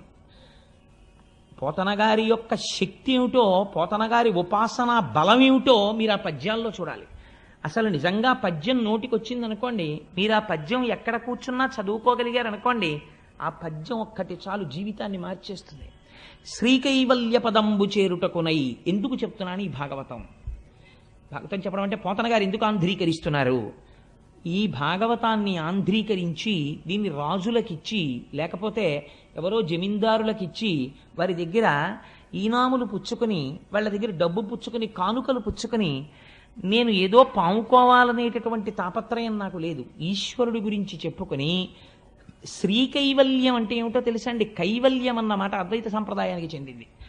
కైవల్యం అంటే ఇంకా మళ్ళీ తిరిగి రానటువంటి అవసరం లేకుండా ఈశ్వరుడిలో కలిసిపోవడం. అలా ఈశ్వరుడు యందు నా తేజస్సు వెళ్ళి ఆయన తేజస్సులోకి కలిసిపోవాలి. అలా కలిసిపోవడం కోసం శ్రీకైవల్య పదంబు చేరుటకునై చింతించదన్. ఇదో అందమైన మాట. భాగవతం ఆంధ్రీకరిస్తున్నారా, చింతిస్తున్నారా? ఆయన చింతించదన్. చింతించదన్ అంటే ఏమిటండి? చింతించదన్ అంటే చిత్తము, మనస్సు దాన్నే ఆలోచన చేయుట. ఏకాగ్రమై మనస్సు ఒక వస్తువు గురించి ఆలోచన చేస్తోంది. ఏ వస్తువు గురించి ఆలోచిస్తోంది అంటే, ఇప్పుడు ఆయన ధ్యానమగ్నులై ఉన్నారు, ధ్యానము చేస్తున్నారు. రామచంద్రమూర్తి రచింప చేస్తున్నాడు కాబట్టి చెయ్యి పోతన గారిది, కదిపిన శక్తి ఎవరిది? రామచంద్రమూర్తిది. ఇప్పుడు ఈ పద్యం నేను చెప్తుంటే ఈ పద్యం ఎవరి శక్తి మీరు ఆలోచించండి. రామచంద్రమూర్తి యొక్క శక్తి ఆ పద్యం. శ్రీకైవల్య పదంబు చేరుటకునై చింతించదన్ లోకరక్షైకారంభకు. లోకములను రక్షించడము ఆరంభించినవాడు. అసలు లోకరక్షణము ఆరంభం ఎక్కడ ప్రారంభం అవుతుంది? సృష్టించడంలో ప్రారంభం అవుతుంది. కాబట్టి సృష్టికర్తగా నేను నమస్కరిస్తున్నాను. లోకరక్షైకారంభకు భక్త పాలన కళా సంరంభకున్. ఎంత గొప్ప మాట అండి ఇది! భక్త పాలన కళా సంరంభకున్. లోకమునంతటినీ ఆయన రక్షిస్తుంటాడు. అదే పనిగా ఆయన పెట్టిన అన్నం తిని ఆయన జీర్ణం చేసి ఆయన శక్తినిస్తే ఆ శక్తితో ఈశ్వరుణ్ణి తిట్టేవాడు ఎందుకు కూడా ఈశ్వరుడు శక్తి రూపంలో ఉంటాడు. కానీ తనని నమ్ముకుని ఈశ్వరుడు ఉన్నాడు అని పూనికతో ఉన్న వాళ్ళని రక్షించడం కోసం వాళ్ళ వెంట పరిగెడుతుంటాడు. అలా పరిగెట్టేటటువంటి లక్షణం ఉన్నవాడు ఉన్నాడే, వాడు లోకరక్షైకారంభకు భక్తపాలన కళా సంరంభకున్ దానవోద్రేక స్తంభకు. దానవుల యొక్క ఉద్రేకమును స్తంభింపచేయువాడు. నా అంతటి వాణ్ణి నేను, నాకు చావెక్కడుందంటాడు. మీరు ఒక్క విషయం ఆలోచించండి. మనం పురాణంలో ఏం చెప్తామంటే, రాక్షసులందరికీ కూడా ఎందుకు వచ్చేసింది అజ్ఞానం అంటే, వాడికి నాకు చావు లేదని బయలుదేరతాడు. సాధారణంగా అజ్ఞానం ఎక్కడ బయలుదేరుతుందంటే, నాకు చావెక్కడుందండి, వాడంటే పక్కింటి వాడు వెర్రాడు, చచ్చిపోయాడు, నేను ఎందుకు చచ్చిపోతానంటాడు. 80 ఏళ్ళు రానివ్వండి. నేను ఒక ఆశ్చర్యకరమైన పోకడ చూస్తుంటాను లోకంలో. ఎవరైనా పెద్దవాళ్ళ దగ్గరికి వెళ్ళి మీరు, అయ్యో పాపం మీకు అప్పుడే 80 ఏళ్ళు వచ్చేయండి అన్నారనుకోండి, వాళ్ళు అంటారు, ఏంటి 80 ఏళ్ళు అంటే పెద్ద విశేషం ఏముందండి, భలేవరే, ఫలానా ఆయన 100 సంవత్సరములు బతికాడండి, నేను దేనికి బాధపడుతున్నానో తెలుసా, 100 ఏళ్ళకి పిడరాయిలా ఉండేవాడండి, 3 పూట్ల తిని 80 ఏళ్ళకి తినలేకపోతున్నాను అప్పడాలు నేనని బాధపడతాడు వీడు. తప్ప 80 ఏళ్ళకి నేను ఈశ్వరార్చన చేయలేకపోతున్నానని బాధపడ్డవాడు. అందుచేత దానవోద్రేక స్తంభకు అంటే లయకారకుడై ఈ లోకములన్నింటినీ లయం చేస్తున్న వాడు ఎవరున్నాడో వాడికి నమస్కరిస్తున్నాను. ఇప్పుడు ఎవరి పేరైనా పోతన గారు చెప్పారండి, అసలు ఆయన పరబ్రహ్మమునకు నమస్కరిస్తున్నారు. సృష్టికర్తయై స్థితికర్తయై ప్రళయకర్త అయినటువంటి పరబ్రహ్మము ఏది ఉన్నదో దానికి నేను నమస్కరిస్తున్నాను. లోకరక్షైకారంభకు భక్త పాలన కళా సంరంభకు దానవోద్రేక స్తంభకు కేళి లోల విలస దృగ్జాల సంభూత నానా కంజాత భవాండ కుంభకు. కేవలము ఇలా చూపులు చూస్తే ఆ చూపుల చేత ఈ లోకములన్నింటినీ సృష్టించగలిగినటువంటి సమర్థుడెవరున్నాడో వాడికి నేను నమస్కరిస్తున్నాను. కేళిలోల విలస దృగ్జాల సంభూత నానా కంజాత భవాండ కుంభకు మహానందాంగన ఢింబకున్. ఎంత అందమైన మాట చూడండి. మరి భాగవతంలో ప్రతిపాదించినది ఎవరి రూపాన్ని ప్రతిపాదించారు? పరబ్రహ్మంగా కృష్ణ భగవానుడిని. కాబట్టి ఇప్పుడు ఏమంటున్నారు? కృష్ణుడంట లేదు, మహానందాంగన. ఆవిడ అక్కడ ఉండేటటువంటి నందుని యొక్క భార్య, అందుకని మహానందాంగన డింబకొన్. ఆ నందుడి యొక్క భార్య అయినటువంటి యశోదాకుమారుడైనటువంటి బిడ్డడు చిన్నివాడున్నాడే డింబకుడు, ఆ పిల్లవాడు, వాడి గురించి నేను చెప్తున్నాను. వాడు చిన్న పిల్లవాడిలా కనపడుతున్నారు, కానీ వాడి పరబ్రహ్మం, అందుకని వాడి కథ నేను చెప్పుకుంటున్నాను. మహానందాంగన డింబకొన్ కాదు, అందులో ఒక రహస్యం పెట్టేశారు. ఎందుకు పెట్టేశారో తెలుసా అండి? పోతన గారిలా బతకడం రావడం చాలా కష్టం. పోతన గారికి ఇలవేల్పు ఎవరో తెలుసా అండి? దుర్గమ్మ తల్లి. పోతన గారు తెల్లవారు లేచి బయటికి వస్తే విభూతి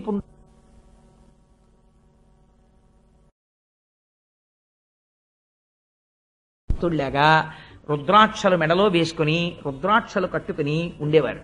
నోరు విప్పితే ఆయన దేవి గురించి అనేవారు, నారాయణ నారాయణ నారాయణ. మీరు శంకరాచార్య స్వామి వారు స్థాపించిన పీఠాధిపతులు చూడండి, శృంగగిరి పీఠాధిపతులు, కంచి పీఠాధిపతులు, వీళ్ళు అసుర సంధ్య వేళ అయ్యేటప్పటికీ చంద్రమౌళీశ్వర లింగాన్ని పెట్టి అభిషేకం చేస్తారు, శ్రీచక్రార్చన చేస్తారు. అనుగ్రహ భాషణం అంతా చేసేసిన తర్వాత నారాయణ నారాయణ నారాయణ అంటారు. ఇప్పుడు ఏమైపోయింది? అంతఃశాక్తాహ, లోపల శాక్తేయులు. ఎందుకంటే మా అమ్మ దుర్గమ్మ అంటారు.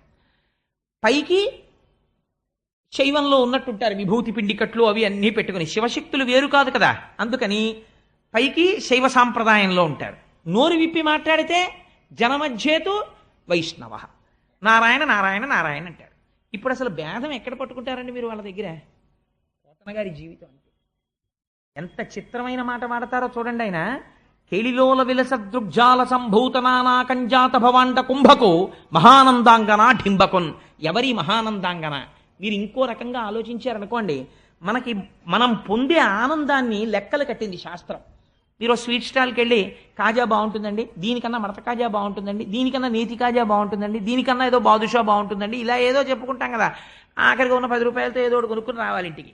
అందుకని అలాగే ఆనందాన్ని శాస్త్రం నిర్వచనం చేసింది. మనుష్యానందము, సార్వభౌమానందము, దేవతానందము, ఇలా చెప్పి చెప్పి చెప్పి చెప్పి ఆనందము యొక్క గొప్ప స్థితి ఏది? మహానందము. ఈ మహానందము అన్న మాట ఎవరికి వాడారు శాస్త్రంలో? మీరు ఖడ్గమాలా స్తోత్రం చదివితే మహానందమయీ అని అమ్మవారికి పేరు. ఇప్పుడు ఆ మహానందమయీ ఎవరు? అమ్మవారు. అమ్మవారి డింబకుడు కృష్ణుడు అంటున్నారు. ఎలా కుదురుతుంది? అమ్మవారి కొడుకుగా కృష్ణుడిని ఎక్కడ చెప్పారు? మీరు లలితా సహస్రం చూడండి. కరాంగుళిన కోత్పన్న నారాయణ దశాకృతి.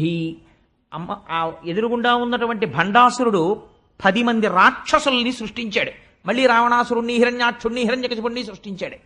వాళ్ళు 10 మంది మళ్ళీ యుద్ధానికి వస్తున్నారు. అమ్మ మళ్ళీ పుట్టాను రా అని అమ్మవారు చూసింది, ఓ నవ్వు నవ్వింది. నవ్వి ఆవిడ ఏదో అంగన్యాస కరన్యాసం చేసేదానిలాగా ఇలా అంది. అనేటప్పటికీ ఈ 5 గోళ్లలోంచి దశావతారాలు పుట్టి మళ్ళీ రాముడు వెళ్ళి రావణుడిని చంపేశాడు, కృష్ణుడు వెళ్ళి కంసుడిని చంపేశాడు, అలా చంపేశాడు. కాబట్టి ఇప్పుడు శ్రీ మహావిష్ణువు యొక్క అవతారాలన్నీ ఎందులోంచి వచ్చాయి?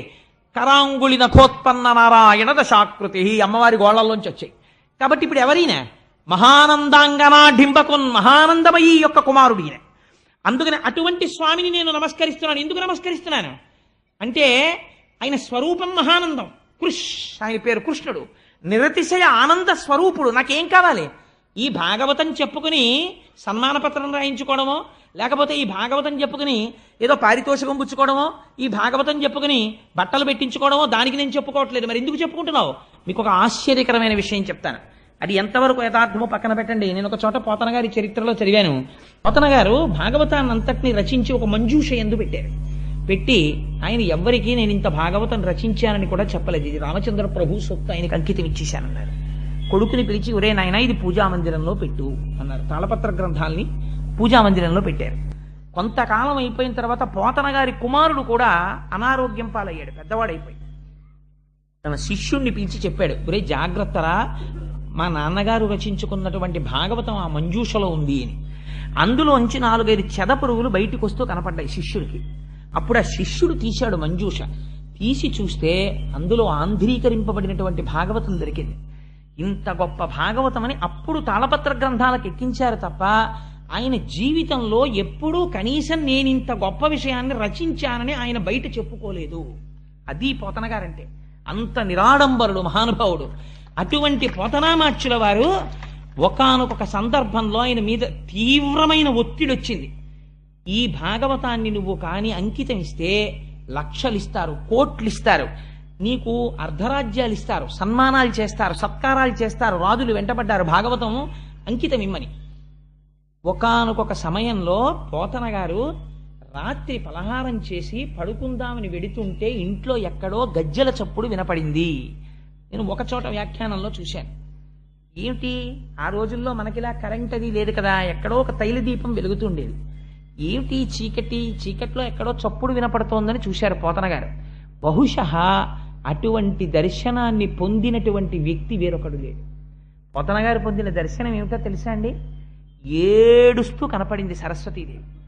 వెంటనే లేచి కూర్చుని నమస్కరించి అన్నారు, కాటుక కంటి నీరు చనుకట్టు పయింబడ ఎల ఏడ్చదో కైఠబరాజు మర్దనుడి గదిలి కోడలా ఓ మదంబ, నిన్నకటి కున్కునిపోయి అల కర్ణాట కిరాత కీచకులకి అమ్మను త్రిశుద్ధిగా నమ్ము భారతి. అమ్మా ఎందుకమ్మా అలా ఏడుస్తావు? కాటుక కంటి నీరు చనుకట్టు పయింబడ ఎల ఏడ్చదో కైఠబరాజు మర్దనుడి గాదిలి కోడలా ఓ మదంబ, ఓ హటక గర్భురాణి. అమ్మ కంటి కాటుక కరిగిపోయి వక్షస్థలం మీద పడిపోయేటట్టుగా నల్లటి నీరుగా ఏడుస్తూ నిలబడ్డావా? ఈ భాగవతాన్ని పట్టుకెళ్ళి ఎవరికో అంకితం ఇస్తాననుకుంటున్నావా అమ్మా? ఈ మనుజేశ్వరాధములకిచ్చి పురంబులు వాహనంబులను సొమ్ములు కొన్ని పుచ్చుకొని సొక్కి శరీరము బాసి కాలుచే సమ్మెటవాటులంబడక సమ్మతి శ్రీహరికిచ్చే చెప్పే ఈ బొమ్మెరపోతలాజొకడు భాగవతంబు జగద్దితంబుగన్ అని ప్రకటించుకున్నారు. ఈ భాగవతాన్ని ఇంత కష్టపడి రచించి రామచంద్ర ప్రభువు నా చేత రచింపచేస్తే ఈ మనుజేశ్వరాధములకిచ్చి, ఈ రాజులకిచ్చి, వాళ్ళు అధములు, వాళ్ళకేం తెలుసనిస్తాను? భోగభాగ్యాలతో విర్రికి ఉన్నవాళ్ళు తప్ప వాళ్ళకి భక్తి ఉందా, బూడిదుందా? వాళ్ళకి ఎందుకు ఇవ్వాలి?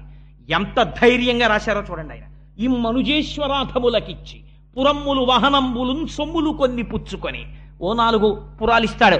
గ్రోకట గామాజ్జనేకగ్రహారములు అడిగిన సీమలు అందునిచ్చే ఆంధ్ర కవితా పితామహ అల్లసాని పెద్దనామాచ్చ అని నన్ను పిలుచునట్టి కృష్ణరాయలతో దివికేగలేక బ్రతికియున్నాడ జీవచ్ఛవంబునగుచు అంటాడు అల్లసాని పెద్దన గారు మనుచరిత్రలో. అలా ఏదో కొన్ని అగ్రహారాలు ఇస్తే ఇవ్వచ్చు, నాకు అక్కర్లేదు అవన్నీ. కానీ ఇవన్నీ పుచ్చుకుని నేను పట్టుకెళ్ళిపోతానా? నేను పట్టుకెళ్ళను. ఒకనాడు శరీరము సొక్కిపోతుంది, వృద్ధాప్యం వచ్చేస్తుంది, పడిపోతే ఆనాడు కాలుడు వస్తాడు యమధర్మరాజు. ఏవిరా, నీతో రామచంద్రమూర్తి భాగవతం చెప్పిస్తే, రామచంద్రమూర్తి భాగవతం రాయిస్తే అమ్ముకున్నావురా దాన్ని అరణానికి అని నన్ను ఈడ్చుకెళ్ళి నా కడుపులో ఉన్న ప్రేగులు పైకి తీసి కత్తితో నరికి నా కండ నాతో తినిపిస్తారు. నాకెందుకయ్యా ఇవన్నీ? ఈ మనుజేశ్వరాధములకిచ్చి పురమ్ములు వాహనమ్ములు సొమ్ములు కొన్ని పుచ్చుకొని సొక్కి శరీరము బాసి కాలుచే సమ్మెటవాటులంబడక సమ్మతి శ్రీహరికిచ్చే చెప్పే ఈ బమిరపోతరాజొకడు భాగవతంబు జగద్ధితంబుగన్. పోతే పోనీ, ఏం రాదు నాకు? 4 రూపాయలు రావు, నాకు రావలసినటువంటి కంకణాలు రావు, నాకు రావలసినటువంటి అగ్రహారాలు రావు, నాకు అక్కర్లేదు.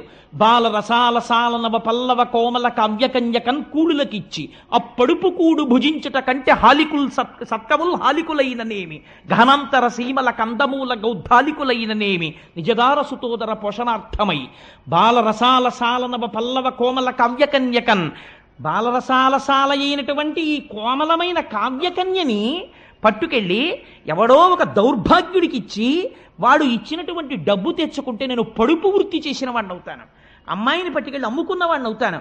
ఆ పడుపు కూడు భుజించటకుంటే హాలికుల్ సత్కముల్ హాలికులైననేమి గహనాంతర సీమల గౌద్ధాలికులైననేమి. ఒకవేళ 1 ఎకరం పొలం దున్నుకుని దొరికినటువంటి ఇన్ని వడ్లు హాయిగా వండుకుని తిని బతికితే మాత్రం నాకు వచ్చిన నష్టం ఏమిటి? లక్షాధికారైన లవణమన్నమే కాని మెరుగు బంగారంబు మింగబోడు. ₹1,00,00,000 ఉన్నవాడు చచ్చిపోట్లా, వాడు ఏం తింటున్నాడు? తింటే బతికేస్తున్నాడా? చాలు, నాకు నేను ఇలా బ్రతికేస్తే నాకు చాలు, నాకేం అక్కర్లేదు. అందుకని నేను మాత్రం అప్పడుపు కూడు భుజించుట కొంటే సత్కములు హాలికులైననేమి, నేను పొలం దున్నుకుంటే మాత్రం నాకు వచ్చిన నష్టం ఏమిటి? నాకు అక్కర్లేదు ఐశ్వర్యం. ఇది పోతనామాచ్యుల వారంటే. అందుకే కరుణశ్రీ గారు పొంగిపోతాడు. గంటమో చేతిలోది ములుగర్రయో, చేసెడిది సేద్యమో లేక పద్యమో, మంచెయందు కూర్చుంటివో మంచమందో, నిలకడ ఇంటిలోనో పంట పొలాననో, చేసెడిది సేద్యమా లేక పద్యమా, నీకేది ప్రియం బగున్? ఏమయ్యా పోతనా, నేను ప్రశ్న ఇస్తాను, చెప్పు. అసలు గంటమో, చేత్తో గంటం పట్టుకుని భాగవతం రాశావా? చేతిలోది ములుగర్రయో, ఓ కర్ర పట్టుకుని ఎద్దుల్ని అదిలించుకుంటూ పొలం దున్నావా? చేతిలోది ములుగర్రయో, చేసెడిది సేద్యమో, అక్కడ పంట పండించావా? లేక పద్యమో, పద్యాలు రచిస్తూ కూర్చున్నావా? మంచెయందు కూర్చుంటివో, పొలంలో మంచం మీద కూర్చున్నావా? ఇంటికెళ్ళి మంచం మీద కూర్చున్నావా? మంచం మీద కూర్చోవడం అంటే ఒక ఆసనం మీద కూర్చొని భాగవతం రాశావా? మంచెయందు కూర్చుంటివో మంచమందో, చేసెడిది సేద్యమో లేక పద్యమో, యువతల వ్యవసాయం చేస్తున్నావా, పద్యాలు రాస్తున్నావా? ఎప్పుడు చేసావయ్యా ఇవన్నీ? అసలు నీకు కలమా హలమా, నీకేది ప్రియం బగున్? మాకు అర్థం కావట్లేదయా పోతనా, నీకు అసలు హలం నాగలిష్టమా కలం ఇష్టమా చెప్పోసారి, మేము పొంగిపోతాం అని ఆయన అన్నారు. కాయలు కాచిపోయినవిలే అరచేతులు వ్రతఘంటపున్ రపిడి చేతనో, కరకు నాగలి మేడిని పట్టి సెజ్జమున్ చెయుట చేతనో, కవికృషీవలా నీ వ్యవసాయ దీక్ష కాహాయని ఇంతలేసి కనులు అర్పక చూసిరిలే దివౌకసుల్లన్నారు. దేవతలు కనురెప్ప వెయ్యరు. కరుణశ్రీ గారు అన్నారు, దేవతలు కనురెప్ప ఎందుకు వెయ్యరో నాకు ఇప్పుడు అర్థమైందన్నారు. మహానుభావుడి చేతులు కాయలు కాసిపోయాయి పోతన గారివి. ఆ నాగలి మేడి పట్టుకుని భూమిని దున్నడం వల్ల కాయలు కాసిపోయాయా, లేకపోతే ఘంటం పట్టుకుని భాగవతం అదే పనిగా రచించడం వల్ల చేతులు కాయలు కాచిపోయాయా? పోతనా, ఇది తెలుసుకోవాలని నీ చేతుల వంక కనురెప్ప వేయకుండా దేవతలందరూ చూస్తున్నారయ్యా. అటువంటి చేతులయ్యా పోతనా చేతులు. అటువంటి చేతులకి నేను నమస్కరిస్తున్నానయ్యా అని పొంగిపోయారు. అటువంటి మహానుభావుడు మన తెలుగుదేశంలో పుట్టినటువంటి వాడు, ఆంధ్రదేశంలో అంతగా భగవద్భక్తికి నోచుకున్నవాడు. భాగవతంబు తెలిసి పలుకుట కష్టంబు శూలికైన దమ్మి చూలికైన, విభుధ జనుల వలన వినినంత కనినంత తెలియవచ్చినంత తెటపరుతూ. ఎంత వినయంగా చెప్పుకున్నాడో చూడండి. భాగవతం ఎవరు చెప్పగలరు? భాగవతం చతుర్ముఖ బ్రహ్మ చెప్పలేడు, జ్ఞానమనకు ఆలవాలమైన పరమశివుడు చెప్పలేడు. ఒక్కొక్క కోణంలో ఒక్కొక్క అర్థం వస్తుంటుంది. కానీ విభుధ జనుల వలన వినినంత కనినంత, మహాపండితులైనటువంటి వారి దగ్గర నేను విన్నది చదువుకున్నది ఏదుందో దాన్ని, నాకు అర్థమైన దాన్ని, నాకు శారదాదేవి ఏమి కృప చేసిందో దాన్ని నేను చెప్పుకుంటున్నాను అన్నారు. ఆయన అంటారు, అమ్మలగన్నయమ్మ ముగురమ్మల మూలపుటమ్మ చాలా పెద్దమ్మ సురారులమ్మ కడుపారడి బుచ్చినయమ్మ తన్ను లోనమ్మిన వేల్పుటమ్మల మనంబున ఉండెడియమ్మ దుర్గ మాయమ్మ కృపబ్ధినిచ్చుట మహత్వ కవిత్వ పటుత్వ సంపదల్. విజయవాడ కనకదుర్గమ్మ తల్లి కోవెల్లో రాజద్వారం మీద ఇప్పటికీ ఈ పద్యం రాసి ఉంటుంది. నాకు అక్కడికి వెళ్ళినప్పుడల్లా పోతన గారు జ్ఞాపకానికి వచ్చి పొంగిపోతుంటాను.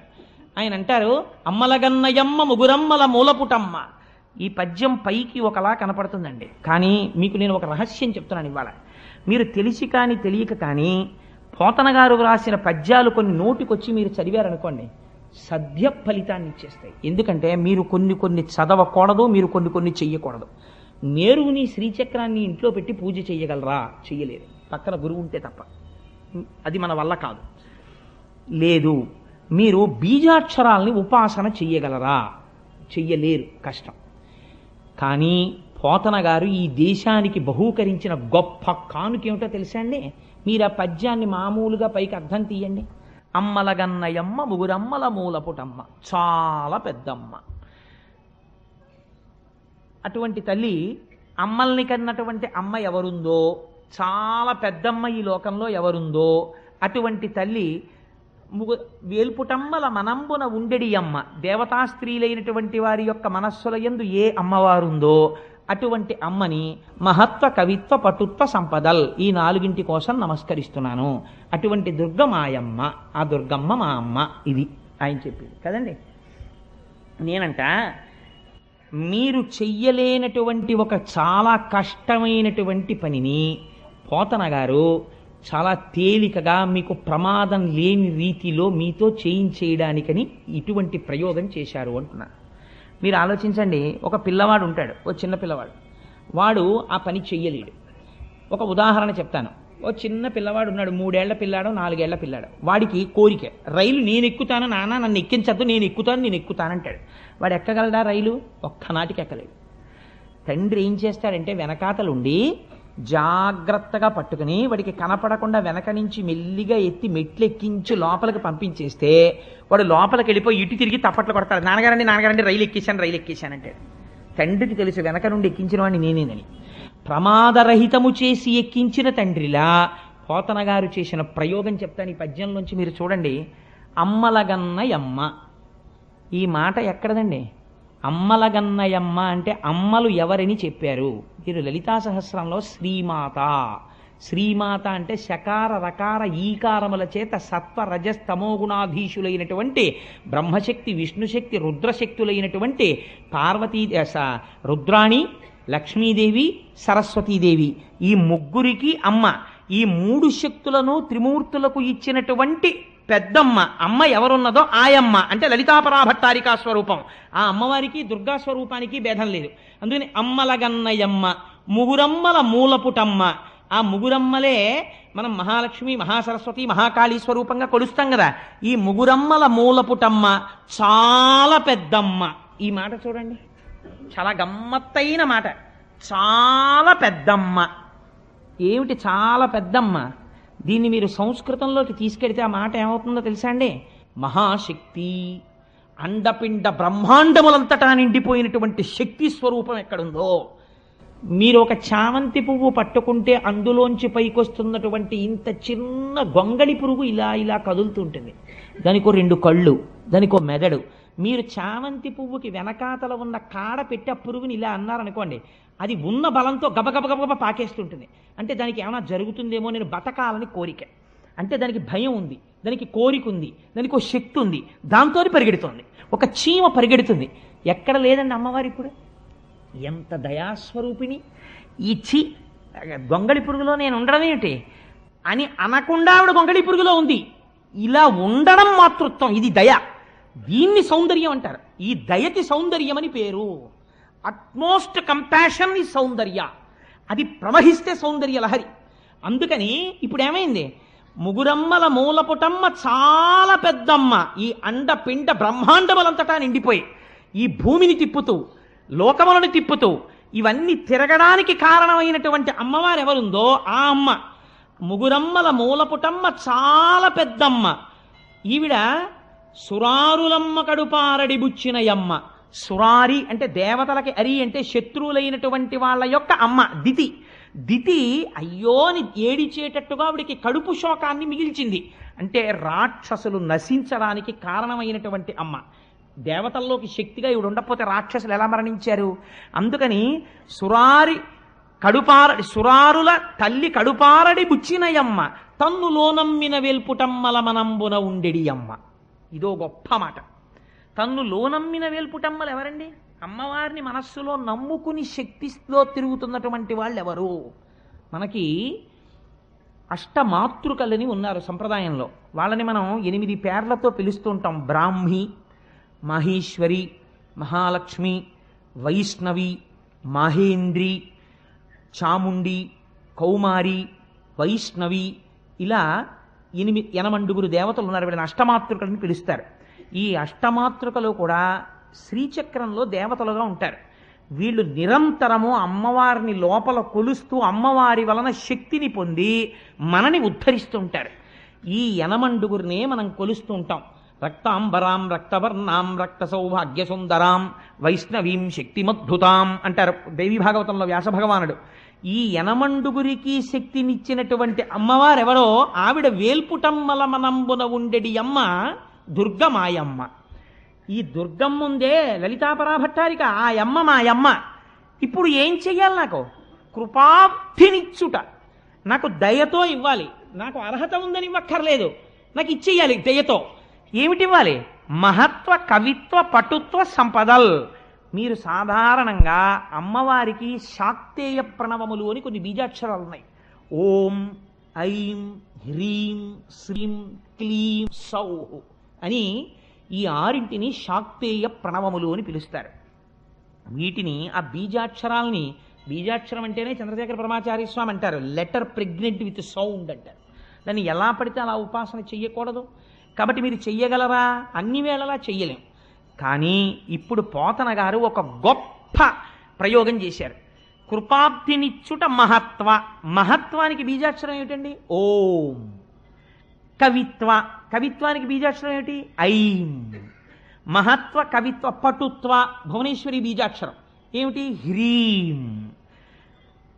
ఆ తర్వాత సంపదల్, లక్ష్మీదేవి శ్రీం. ఇప్పుడు ఓం ఐం హ్రీం శ్రీం అమ్మలగన్నయమ్మ శ్రీమాత్రే నమః. ఓం ఐం హ్రీం శ్రీం శ్రీమాత్రే నమః. మీరు బీజాక్షరాలతో అస్తమానం అనడానికి వీల్లేదు అలాగా. కానీ మీరు రైల్లో కూర్చుని, బస్సులో కూర్చుని స్నానం చేయకుండా ఎక్కడున్నా కూడా అమ్మలగన్నయమ్మ ముగురమ్మల మూలపుటమ్మ చాలా పెద్దమ్మ సురారులమ్మ కరుపారడి బుచ్చినయమ్మ తన్ను లోనమ్మిన వేల్పుటమ్మల మనంబున ఉండెడియమ్మ దుర్గమాయమ్మ కృపబ్ధి నిత్యుట మహత్వ కవిత్వ పటుత్వ సంపదల్ అంటున్నారు అనుకోండి. మీరు మరో రూపంలో ఓం ఐం హ్రీం శ్రీం శ్రీమాత్రే నమః, ఓం ఐం హ్రీం శ్రీం శ్రీమాత్రే నమః అనేస్తున్నారు. మీరు అస్తమానం అమ్మ అమ్మ అమ్మ అమ్మ అమ్మ అంటే ఏమైపోతుంది? అమ్మవారు తొందరగా పలికేది దేనికి? వేరొక నామానికి పలకదు. అందుకే లలితా సహస్రం శ్రీమాత అమ్మతనంతో ప్రారంభమవుతుంది. ఆవిడ రాజరాజేశ్వరి అయినా ఆవిడ ముందు అమ్మ అమ్మా అనేటప్పటికీ పొంగిపోతుంది. అంతే. ఏమిరా అబ్బాయి అంటుంది. ఇన్ని మాటలు ఆ పద్యంలో అటు ఇటు అమ్మ అమ్మ అమ్మ అమ్మ అంటున్నారు అనుకోండి. అమ్మలగన్నయమ్మ అని మీరు ఓ అమ్మ అమ్మ అమ్మ అని పిలుస్తుంటే అమ్మ ఏం చేస్తుంది? పిల్లాడు అస్తమానం అమ్మ అమ్మ అమ్మ అని తినేస్తున్నాడు అనుకోండి. ఎవరో పెద్దవాళ్ళతో మాడుతుంటే ఏమిట్రా అంటుంది. ఇంత విసుక్కుంటూ చూసిన అమ్మ అమ్మ ఆకలేస్తోందమ్మా అన్నం పెట్టమ్మా అంటాడు. ఉండి వస్తున్నాను, ఒక్క 5 నిమిషాల్లో వచ్చేస్తానండి. నేను గబగబా కాస్త ఉసిరికాయ పచ్చడి అన్నం నెయ్యేసి కలిపేసి తింటుండి మళ్ళీ వస్తానంటుంది. ఎందుకని? అలా 4 మాటలు అమ్మ అమ్మ అమ్మ అని పిలిచేటప్పటికి విసుక్కోవడం చేత కానటువంటి దయాస్వరూపము అమ్మ. ఇప్పుడు మీరు ఓం ఐం హ్రీం శ్రీం శ్రీమాత్రే నమః అని లేకపోవచ్చు. కానీ అమ్మలగన్నయమ్మ ముగురమ్మల మూలపుటమ్మ చాలా పెద్దమ్మ అనడానికి కష్టం ఏమిటండి? ఇప్పుడు చెప్పండి, పోతన గారు శ్రీ విద్యా రహస్యాలన్నింటినీ ఔపాసన పట్టి ఆంధ్రదేశానికి ఒక మహత్తరమైన కానుకని బహూకరించిన మహాపురుషుడా కాదా?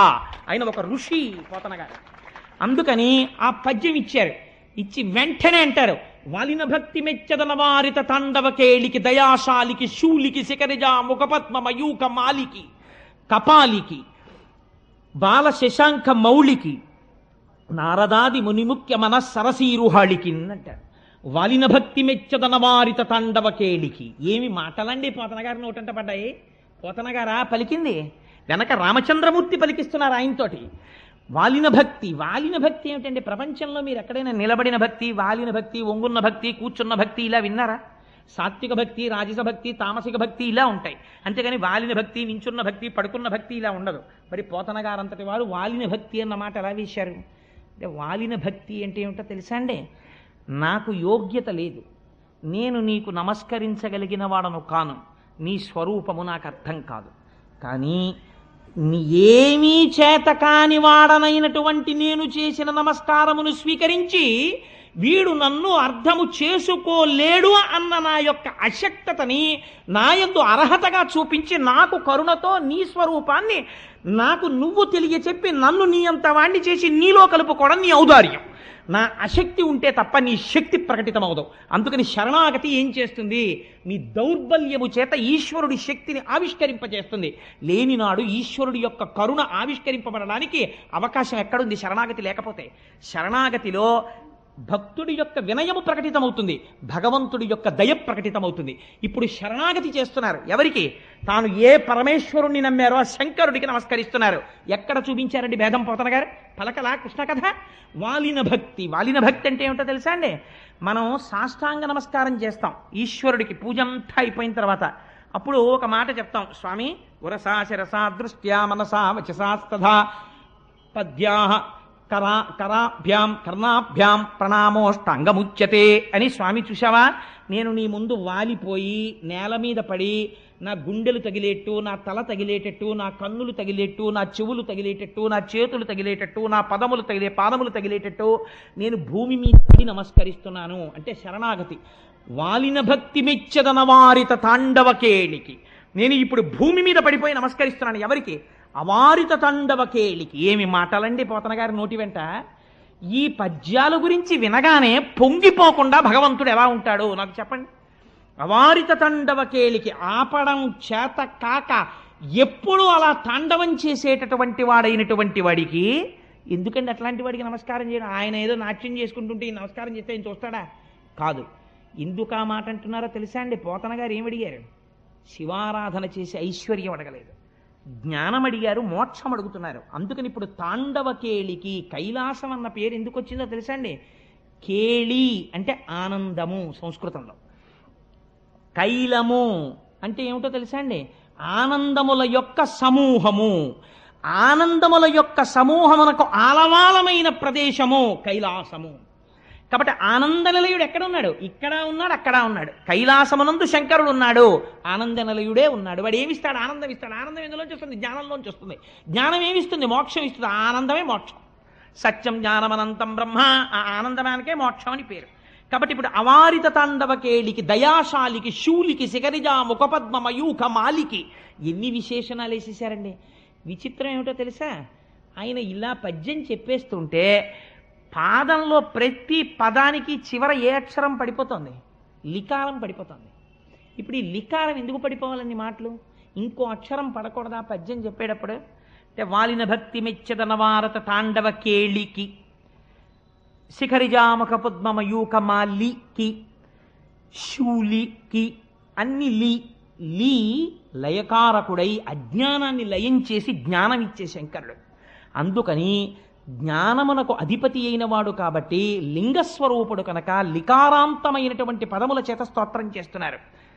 అయ్యవారిని స్తోత్రం చేసి మహానుభావుడు పోతన గారు మన పిల్లలకి అందించిన గొప్ప కానుక ఒకటి ఉంది. ఇవాళ మనకి చేతకాక, మనకి తెలియక మనం వదిలిపెట్టేసుకుంటున్నాం.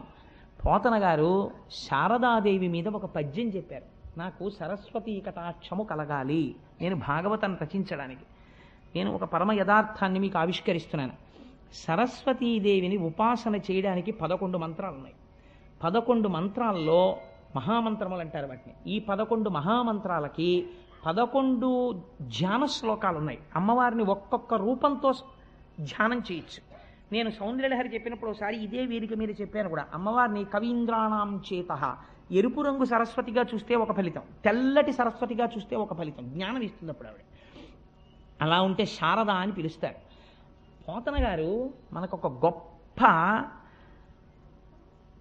అమృతాన్ని చేతిలో పెట్టారు. ఏమిటో తెలుసా అండి? ఆయన సరస్వతీదేవి మీద చేసినటువంటి శ్లోకాన్ని మీరు జాగ్రత్తగా పరిశీలన చేస్తే, మంత్రాలని బహిరంగ వేదికల మీద చెప్పకూడదు కాబట్టి నేను చెప్పట్లేదు, కానీ సరస్వతీదేవికి సంబంధించినటువంటి 11 మహామంత్రాలని మీరు పుస్తకంలో తీసి పక్కనెట్టుకుని 11 మహామంత్రాలు చదివేటప్పుడు ధ్యాన శ్లోకాలు ఏముంటాయో మీరు పక్కన రాసి 11 శ్లోకాలు, మీరు ఈ 11 శ్లోకాల్లోంచి తీసి పోతన గారు సరస్వతీదేవిని చేసినటువంటి ప్రార్థనా శ్లోకం మీరు తీశారనుకోండి.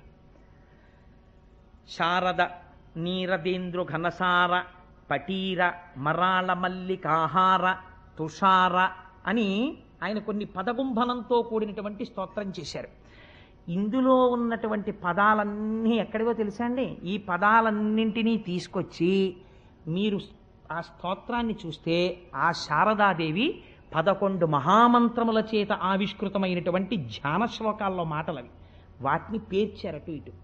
ఇప్పుడు శారద నీరదేంద్రు ఘనసార పటీర మరాళ మల్లికాహార తుషార ఫేన రజతాచలకాశ ఫణీశ కుంద మందార సుధాపూరిత తామర సామరవాహిని శుభాకారత నొప్పు నిన్ను మది కానగ నిన్నడు కల్గు భారతి అన్న పద్యాన్ని మీరు ఇంట్లో పిల్లలకి చదవడం వచ్చిందనుకోండి. అందులో పోతన గారి యొక్క గొప్పతనం ఏమిటో తెలుసా అండి? ఆయన చిట్ట చివర పద్యాన్ని ఏమని పూర్తి చేశారంటే, శారద నీరదేంద్రు ఘనసార పటీర మరాళ మల్లికాహార తుషార అని ఆ పద్యం వేసేటప్పుడు శారద అని మొదలెట్టారు. శారద అంటే సర్వశుక్లా సరస్వతి, తెల్లటి బట్టలతో ఉండి అపారమైన జ్ఞానం ఇచ్చేటటువంటి మూర్తి. 11 మహామంత్రాల ధ్యాన శ్లోకాల్లో మాటలు ఈ పద్యంలోకి వచ్చేస్తాయి. పిల్లలకి తప్పు లేకుండా చదవడం కానీ ఆ పద్యం ఒక్కటి అలవాటు అయిందనుకోండి, అక్షరాభ్యాసం చేసిన తర్వాత కూర్చోపెట్టి పిల్లవాడికి ఈ పద్యం నేర్పి పెద్దల దగ్గరకు తీసుకెళ్ళి గురుముఖత ఆ పద్యాన్ని తప్పు లేకుండా చదవడం నేర్పి ప్రతిరోజు పిల్లవాడు స్నానం చేయగానే సరస్వతీదేవి ముందు కూర్చుని పద్యం చెప్పడం అలవాటైందనుకోండి, అలాంటి వాళ్ళందరికీ ఏ స్థితి కావాలని అడుగుతున్నారో తెలుసా అండి పోతన గారు? నిన్ను మది ఎన్నడు కానగగల్గు భారతి, అమ్మా ఇక్కడ నీ దర్శనం నాకు ఎప్పుడవుతుంది అంటే వాడికి ఏమవుతుంది? సరస్వతి కటాక్షమే కలుగుతుంది.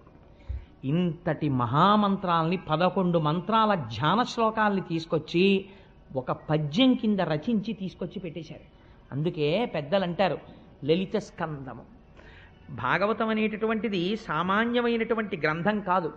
లలిత స్కంధము, కృష్ణమూలము, శుకాలాపాభిరామంబు. ఇది దీని యొక్క స్కందము చూస్తే లలితమ్మ, లలిత స్కందము, కృష్ణమూలము, కృష్ణుడు మూలమై ఉన్నాడు. ఒక చెట్టు బాగా పెరగాలంటే మీరు చెట్టు కొమ్మలకి నీళ్లు పోయారు కదా, చెట్టు మొదట్లో నీళ్లు పోస్తారు, పోస్తే చెట్టు బాగా పెరుగుతుంది. లలిత స్కందము, కృష్ణమూలము, శుకాలాపాభిరామంబు. శుకబ్రహ్మ ఆలాపన చేసినటువంటి మహోత్కృష్టమైనటువంటి స్తోత్రము భాగవతం. శుకాలాపాభిరామంబు. మంజులతా శోభితమున్, అపారమైనటువంటి మంజులమైనటువంటి మాటలతో శోభిస్తూ ఉంటుంది. సువర్ణ సుమన సుజ్ఞేయమున్. ఈ భాగవతం ఎవరు చదువుతున్నారో అటువంటి వాళ్ళకందరికీ కూడా మంచి మనస్సుతో విన్న వాళ్ళకి అర్థమయ్యేటటువంటి స్వరూపము కలిగినటువంటిది. ఇది ఈ పుడమి మీదకి వచ్చి నిలబడినటువంటి కల్పతరువు. అంటే భాగవతం అనేటటువంటిది వేరొకటి కాదు, సాక్షాత్తుగా కల్పవృక్షం ఉన్నట్టే. భాగవతంలో 10 పద్యాలు వచ్చాయి, వాడికి ఏమైనట్టు? కల్పవృక్షం వాడి జేబులో పెట్టుకు తిరుగుతున్నట్టు. వాడి కోరిక తీరుతుంది. ఎందుకని తీరుతుంది? గొప్ప గొప్ప ప్రయోగాలన్నింటినీ పద్యాలుగా తీసుకొచ్చి పెట్టేశారు. వాడి కోరిక ఎందుకు తీరదు? అందుకని అంత గొప్ప భాగవతము. అటువంటి భాగవతాన్ని శుకబ్రహ్మ వివరణ చేశారు. ఇవాళ ఒక్క ఘట్టాన్ని మాత్రమే మీకు నేను విజ్ఞాపన చేసి ఇవాళ ప్రసంగాన్ని పూర్తి చేసేస్తాను. వ్యాసభగవానుడు నైరాశ్యమును పొందితే నారదుడు సాక్షాత్కరించి ఒక మాట చెప్పాడు. వ్యాస, లోకములో బోధ చేయకపోయినా సరే ప్రజలకందరికీ కూడా తెలుసుకోగలిగినవి ఏవో తెలుసా? అర్థకామములు. ఈ రెండింటి గురించి మీరు ఎవ్వరిని తీసుకొచ్చి ప్రత్యేకం అయ్యా నువ్వు డబ్బు సంపాదించుకోవాలండి, మీరు ఎలాగో అలా ఓ రూపాయి సంపాదించండి, మీరు డబ్బులు దాచుకోండి, ఎవరికి చెప్పకండి డబ్బులు నా దగ్గర ఉన్నాయని అని మీరేం చెప్పక్కర్లేదు. వాడే దాచేసుకుంటాడు, వాడే సంపాదించేసుకుంటాడు. ఇంకా వాడికి గట్టిగా బొడ్డు ఉడదు, కానీ రూపాయి ఎలా సంపాదించాలని తాపత్రయం మాత్రం చాలా గట్టిగా ఉంటుంది. సంస్కార బలం తక్కువగా ఉంటుంది. అందున కలియుగంలో ఉండేటటువంటి వాళ్ళది అల్పాయుర్దాయం. బుద్ధి బలమా తక్కువ, ప్రచోదనమా అర్ధకామముల యందు. అందుకని అయా ఏంటి వాడికి పెళ్లి చేయలేదనుకోండి, ఓ 22 ఏళ్ళో 23 ఏళ్ళో వచ్చేసిన తర్వాత ఆ పెళ్లి చేయకపోతే మీరు పెళ్లి చేయడంలో విఫలమైపోతున్నారు అన్న విషయాన్ని వాడు సౌండ్ చేసేస్తాడు. ఇదేంటి నా ఈడువాడు వాడికి పెళ్ళైపోయి అప్పుడే కొడుకమ్మా అంటాడు అమ్మ దగ్గరికి వచ్చి. అంటే ఏమిటి? అమ్మ నా సంగతి మీరు పట్టించుకోవట్లేదు అని చెప్పి ఇంకా శ్రద్ధ చేసేసారనుకోండి, వాడు వచ్చేస్తాడు నమస్కారం పెట్టడానికి ఎప్పుడప్పుడు. అందుకని అర్ధకామములను గురించి ప్రత్యేకంగా ఎవరికి ఏమీ బోధ ఏం చెయ్యక్కర్లేదు. చెయ్యవలసిన బోధ దేని గురించి అంటే భగవత్ సంబంధమును గురించి, భక్తి గురించి బోధ చెయ్యాలి. నారదుడు చెప్తున్నాడు. ఎందుకో తెలుసా? అర్ధకామముల యందు తిరుగుతూనే ఉంటాడు. రోగం ఎక్కడ పుట్టింది అని అడిగింది శాస్త్రం. అన్నంలోంచి పుట్టింది అని చెప్పారు. రోగం ఎక్కడి నుంచి వస్తుందండి? బీపీ వచ్చింది ఆయనకి. ఎందుకు వచ్చింది? చింతకాయ పచ్చడి అంటే ఇష్టం, ఆవకాయ అంటే ఇష్టం, నిమ్మకాయ అంటే ఇష్టం, బాగా పుల్లటివి బాగా కారంగా ఉన్నవి, మిరప్పళ్ళ పచ్చడి అంటే ఇష్టం. తిన్నాడు బీపీ వచ్చింది. డాక్టర్ గారు చూసి అంటాడు, మిరప్పళ్ళ పచ్చడి తినకండి, కారాలు తినకండి, ఉప్పు తినకండి, చప్పిడి తినండి అంటాడు. కానీ ఇప్పుడు ఆయనకి తెలుసు అది విషము, తింటే బీపీ వచ్చేస్తుందని తెలుసు. కానీ ఆయన ఏం తింటాడు? ఏం పర్వాలేదులేవే ఆయన అలాగే చెప్తాడు, ఓ ముద్ద పెడదు అని చెప్పి కాస్త మిరప్పళ్ళ పచ్చడి అన్నం తినేస్తాడు. ఇప్పుడు ఆయన ఏం తింటున్నాడు? రోగమును పెంచుకుంటున్నాడు. ఎందుకు పెంచుకుంటున్నాడంటే రోగం పెరుగుతోందని ఆయన తెలియక తింటున్నాడని మీరు అనుకుంటున్నారా? తెలుసు ఆయనకి. ఎందుకు తింటున్నాడో తెలుసా? రసేంద్రియమును నిగ్రహించలేకపోయాడు. శరీరమే పోతుందిరా అని తెలిసినా సరే, రోగం వచ్చేస్తుందిరా అని తెలిసినా సరే నిగ్రహించలేకపోయాడు. ఎందుకు నిగ్రహించలేకపోయాడు? ఈ బలహీనత కొన్ని కోట్ల జన్మల నుంచి తరుగుతోంది నిన్నలాగా. డబ్బు పిచ్చ, ఈ ఇంద్రియాల పిచ్చ తరుగుతూనే ఉన్నాయి. అలాగా వాటికి వశుడు అయిపోతూనే ఉన్నావు. అయినా సరే ఒక బురదలో పడిపోయిన వాడు బురద నీటిని తీసుకుని స్నానం చేసేసాడు అనుకోండి, తల నిండా అమ్మయ్య స్నానం చేశానండి అని అనుకోండి.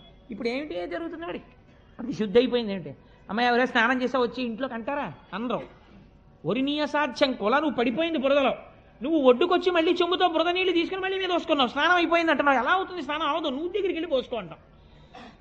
నీవు ఇంద్రియముల చేత తరమబడి తరమబడి తరమబడి తరమబడి కొన్ని కోట్ల జన్మలు ఎత్తిన వాడివి మళ్ళీ ఇంద్రియాలకు సంబంధించిన సుఖాలనే తీసుకెళ్లి శరీరానికి ఇస్తుంటే నువ్వు ఎప్పుడు ఉత్తమ లోకాలని పొందుతావు, ఉత్తమ గతుల్ని పొందుతావు? పొందలేవు. కాబట్టి ఇప్పుడు నీకు మంచినీటి స్నానం కావాలి. మంచినీటి స్నానం ఎవరు చేయిస్తారు? ప్రేమ ఉన్న అమ్మ చేయిస్తుంది. ప్రేమ ఉన్న అమ్మ ఎవరు? వ్యాసుడు. ఆయన చేయించాలి. అందుకని భాగవతం ఇచ్చాడు ఆయన. ఇప్పుడు చెప్తున్నాడు నారదుడు వ్యాసుడికి, నువ్వు పాండవులు కౌరవులు ఎలా కొట్టుకున్నారో, రాజ్యాలు ఎలా వచ్చాయో వీళ్ళకి ఎందుకయ్యా, వాళ్ళకన్నా వీళ్ళకి బాగా తెలుసు. నీకు తెలుసా? అనవసరం అవన్నీ. వాడు భారతం ఏమీ చదవకుండా దుర్యోధనుడి కన్నా అహంకారంతో తిరగలడు. ధృతరాష్ట్రుడి కన్నా బాగా పక్కింటి వాడికి తెచ్చి దాచేసుకోగలడు. భారతం ఎందుకు? నువ్వేమన్నా ప్రయత్నపూర్వకంగా భగవంతుడి గురించి ఏమైనా చెప్తావా? చెప్తే ఈ జన్మలో వీడు చేసుకున్నటువంటి ఇంద్రియ లౌల్యం వీడిని వచ్చే జన్మలలో హీనోపాధులలోకి తీసుకుపోతుంది. భగవంతుడికి ఏమి రాగద్వేషాలు ఉండవండి. నేను ఒక మాట చెప్తే మీరు మనస్సులో ఏమనుకోకండి, నేను ఒక యథార్థం చెప్పడం కోసమని మీకు నేను చెప్తాను. మీరు దాని గురించి విచారణ కోసం నేను చెప్తున్నాను అంతే. మీరు మరోలా భావించకండి. నా యందు పరమ పవిత్రమైన వేదిక మీద అసహ్యకరమైన విషయాలు ప్రతిపాదించవలసిన అవసరం నాకు లేదు. ఒక వ్యక్తికి కామము బాగా ఉండిపోయింది అనుకోండి, ఆ వ్యక్తి నోటి వెంట రాకూడని మాట ఒకటి వస్తుంటుంది. మీరు విని ఉంటారు. వృద్ధాప్యం వచ్చేసిన తర్వాత వార్ధక్యంబున మోహమూర్ఖతలచే వాతాది రోగాలచే వ్యర్థం వైజడు వాక్ప్రవాహములచే వాత్సల్య చిత్తంబుచే అర్ధధ్యానముచే మహాభ్రమతచే హాస్య ప్రసంగాలచే స్వార్థంబే పరమార్థమై చెడుదురి స్వార్థ ప్రజల్ శంకర. వాడికి కామ ఉండిపోయింది.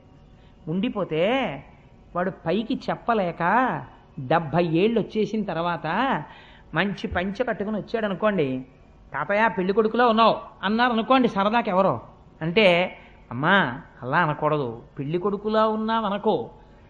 నన్ను చూడగానే ఏమండి మిమ్మల్ని చూడగానే త్రివేణీ సంగమంలో స్నానం చేసినటువంటి ఫలితం కనిపించేటటువంటి ఒక మంచి ఉపాసనా బలం పొందుతున్న వాళ్ళే ఉన్నారను. అది శరీరానికి సరిపోతుంది. ఇంకా నేను పెళ్లి కొడుకునేమిటమ్మా అండువాడు. వాడు ఏమంటాడంటే నాకు పిల్లనిచ్చేవాళ్ళెవరు అంటారు.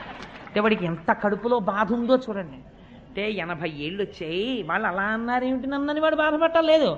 నిజంగా నేను పెళ్లి కొడుకులా ఉంటే పిల్లని ఎందుకు ఇవ్వరు, హాయిగా వాళ్ళు సంబంధాలు చూస్తారేంటి, తాతగారు మీరు చేసుకోండి అని తీసుకొచ్చి నాకు ఇవ్వచ్చు కదా అని వీడికి కడుపులో బాధ. ఈ బాధ ఉంటే ఏమవుతుందని చెప్పిందో తెలుసా అండి శాస్త్రం? వీడు పైకి చెప్పలేడు, అదొక ధూర్తతనం వచ్చేస్తుంది వృద్ధాప్యంలో. కానీ అది సావదు కామం. సావకపోతే ఏమైపోతుందంటే వృద్ధాప్యంలో అంత్యమునందు వీడికి ఇంకా వ్యామోహం ఉండిపోతుంది. ఉండిపోతే ఈశ్వరుడు ఏం చేస్తాడంటే, మీకు భాగవతంలోనే ఒక చోట వచ్చేస్తుంది, స్త్రీ ఉపాధిని ఇస్తారు. అప్పుడు ఎందుకు ఇస్తారు? మీరు ఆ విశ్వరూప హత్య జరిగినప్పుడు, ఆ విశ్వరూప హతము జరిగినటువంటి ఆఖ్యానమును విన్నప్పుడు మీకు అర్థమవుతుంది. అందులో స్త్రీ స్వరూపాన్ని ఇస్తారు. ఇచ్చిన తరువాత ఈ స్త్రీ యందు ఇటువంటి స్త్రీ యందు ఎటువంటి బుద్ధి కలుగుతుందంటే వెలయాలికి ఉండేటటువంటి బుద్ధి కలుగుతుంది.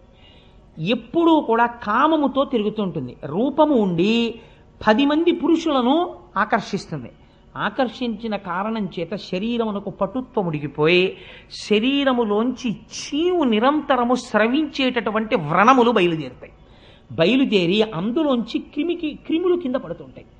అంత దూరంలో ఉంటే ఇక్కడే పుల్లటి కంపు రావడం మొదలవుతుంది. కంపు రావడం మొదలెడితే ఎవరు దగ్గరికి వెళ్ళరు. ఇప్పుడు ఈవిడికి ఏ విటుడితో తిరిగిందో ఆ విటుడే అంత దూరం నుంచి వెళ్ళిపోతుంటాడు ఉత్తరీయం అడ్డు పెట్టుకుని. అప్పుడు బాధపడుతుంది. ఎంత బాధపడాలో తెలుసా అండి? అంత బాధపడ్డ తర్వాత అప్పుడు ఆ కామం పోతుంది. అంత బాధ వాళ్ళు పడకుండా నేను చూడాలి, నేను వ్యాసుడనైనందుకు. కాబట్టి వీళ్ళు నేను కేవలము కామము గురించి మాత్రమే చెప్పాను, అర్థం గురించి నేను చెప్పలేదు ఇంకా. కానీ ఇలా వీళ్ళు ఎన్ని జన్మల నుంచి బాధపడుతున్నారో, కాబట్టి ఇది ఉత్తర జన్మకి వెళ్లకుండా ఆపేదొకటి నేను వీళ్ళకి ఇవ్వాలి. కాబట్టి వ్యాస నువ్వేమివ్వాలో తెలుసా?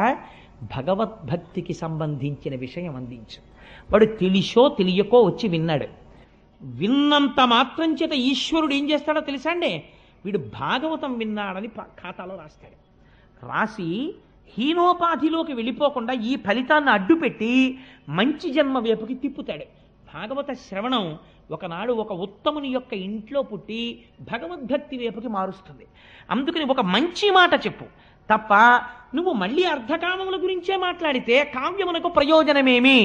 హరినామస్మృతి లేని కావ్యము వృధా, దాని వలన ఏ విధమైనటువంటి ఉపయోగము ఉండదు. హరినామస్మృతి చేయు కావ్యము మానస సరోవరం లాంటిది.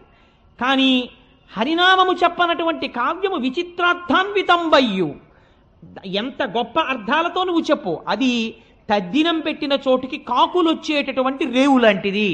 అందుకు నువ్వు ఇప్పుడు ఏం చెప్తావో తెలుసా? భగవద్భక్తి, భగవంతునికి సంబంధించిన విశేషములు, భగవద్భక్తుల కథలతో కూడినటువంటి విషయాన్ని చెప్పు, అటువంటిది చెప్పు భాగవతంలో అని ఒక్క మాట నారదుడు చెప్పాడు.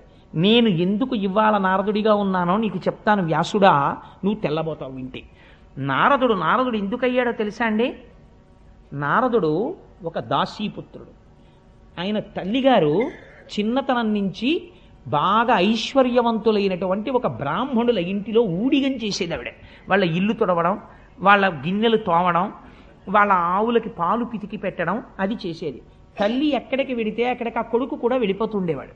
ఈ బ్రాహ్మణుల ఇంటిలో తిరుగుతున్నాడు. వాళ్ళు వేదాంగములను చదువుకున్నవారు. ఆ ఇంటికి వర్షాకాలంలో అటుగా వెళ్ళిపోతూ సన్యాసులు కొంతమంది చాతుర్మాస్యానికని వచ్చారు. వస్తే అమ్మతో పాటు ఈ పిల్లవాడు కూడా అక్కడ ఉన్నాడు.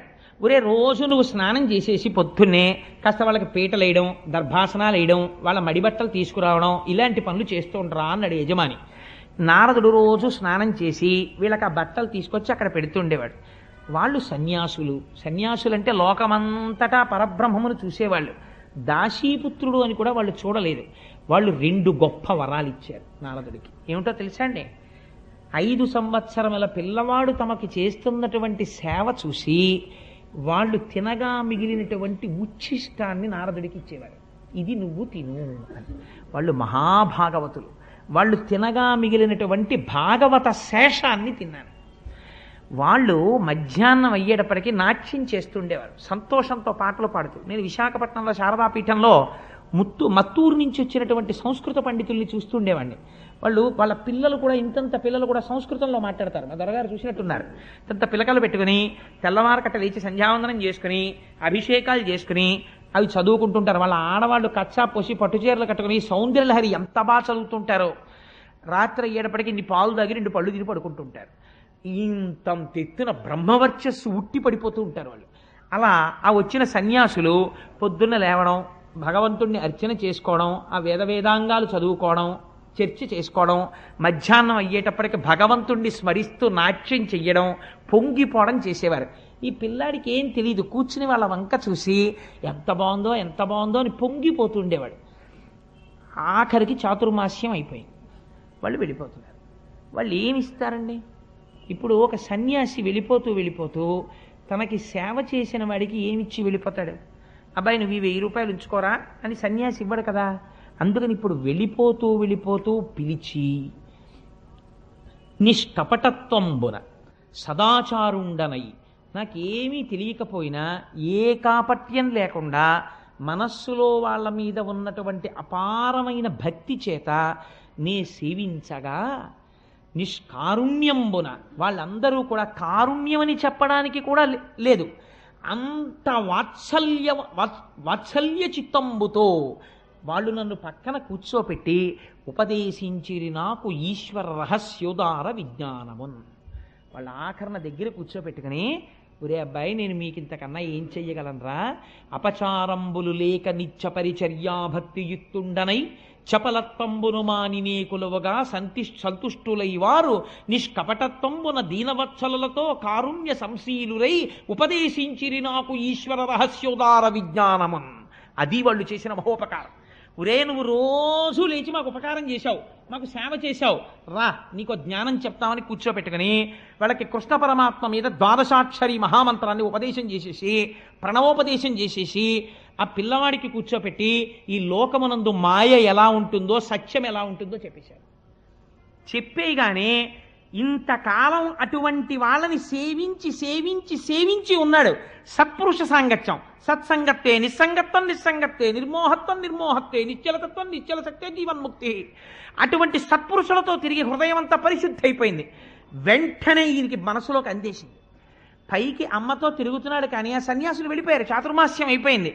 లోపల ఆ శ్రీమన్నారాయణుణ్ణి తలుచుకుని పొంగిపోతూ రోజు అమ్మతో వెళ్ళేవాడు. ఒకరోజు చీకటి పడిపోయిన తర్వాత ఆ బ్రాహ్మణులు పిలిచి, అమ్మ పెరట్లోకి వెళ్ళి ఆవుల పాలు పితికి పట్టరా అన్నారు తల్లిని. ఆ తల్లి ఆవుల పాలు పితుకుదామని వెళ్ళింది. అక్కడ ఒక పెద్ద త్రాచుపాం పడుకుంది. ఆవిడ చూడకుండా దాని మీద కాలేసింది. ఆ త్రాచుపాం ఆవిడ్ని కరిచేసింది. తల్లి చచ్చిపోయింది. అప్పుడు ఆయన పిల్లవాడు అనుకున్నాడు, అమ్మయ్య నాకున్న ఒకే ఒక బంధం తెగిపోయింది. అమ్మ అన్నదొకటి ఉండడం వల్ల నేను ఈ ఇంట్లో అమ్మతో పాటు తిరగవలసి వచ్చింది. ఇంక ఇప్పుడు నేను స్వేచ్ఛా విహారిని, అంతటా ఈశ్వరుణ్ణి చూస్తూ వెళ్ళిపోతానని వెళ్ళిపోయాడు. ఎందుకని? ఉపదేశించిరి నాకు ఈశ్వర రహస్యోదార విజ్ఞానవన్. అలా వెళ్ళిపోయి ఒక మహారణ్యంలోకి వెళ్ళిపోయాడు. పెద్ద పులులు తిరుగుతున్నాయి, క్రూర సర్పాలు తిరుగుతున్నాయి. ఆయన అనుకుంటున్నాడు, నాకేమిటి భయం? ఈ లోకమంతటా నిండి నిబిడీకృతమై శాసించేటటువంటి కారుణ్యమూర్తి అయిన శ్రీమన్నారాయణుడు ఇక్కడున్నాడని నాకు వాళ్ళు చెప్పారు. ఇక్కడ నా స్వామి ఉండగా నాకేం ఆపద జరుగుతుంది అని విపరీతమైన దాహం వేసింది. అక్కడ ఒక మడుగు కనపడింది. ఆ నీళ్లు తాగి స్నానం చేసి, ఈ లోపల ఉన్న నా స్వామి ఒక్కసారి నాకు సాకారంగా కనపడితే బావుణ్ణు అని ఒక రావి చెట్టు కింద కూర్చుని ద్వాదశాక్షరి తదేకంగా ధ్యానం చేస్తున్నాడు. ధ్యానం చేస్తుంటే లీలామాత్రంగా ఒక మెరుపులా శ్రీమన్నారాయణుని యొక్క దర్శనమైంది. పొంగిపోయి పైనుంచి కిందకి మెరుపును చూసినట్టు చూశాడంతే. అంతర్ధానం అయిపోయాడు. అంతర్ధానం అయిపోయి అశరీరవాణి వినపడింది. ఈ జన్మలో సత్పురుషులతో తిరిగినటువంటి అదృష్టం చేత, వాళ్ళ మాటలు పట్టించుకున్న కారణం చేత నీకు లీలామాత్ర దర్శనమిచ్చాను. నువ్వు చూసిన రూపాన్ని బాగా చూడాలలా అని కోరుకుంటూ, నా గురించే చెప్పుకుంటూ, నా గురించే పాడుకుంటూ, నా గురించే మాట్లాడుకుంటూ తిరిగి తిరిగి తిరిగి తిరిగి దేహధర్మం కాబట్టి ఈ శరీరాన్ని వదిలేస్తావు. రోజున వదిలేసిన తర్వాత నిన్ను గుప్తంగా ఉంచుతాను. ఒకనాడు నువ్వు సాక్షాత్తుగా బ్రహ్మదేవుని యొక్క కుమారుడిగా జన్మిస్తావు.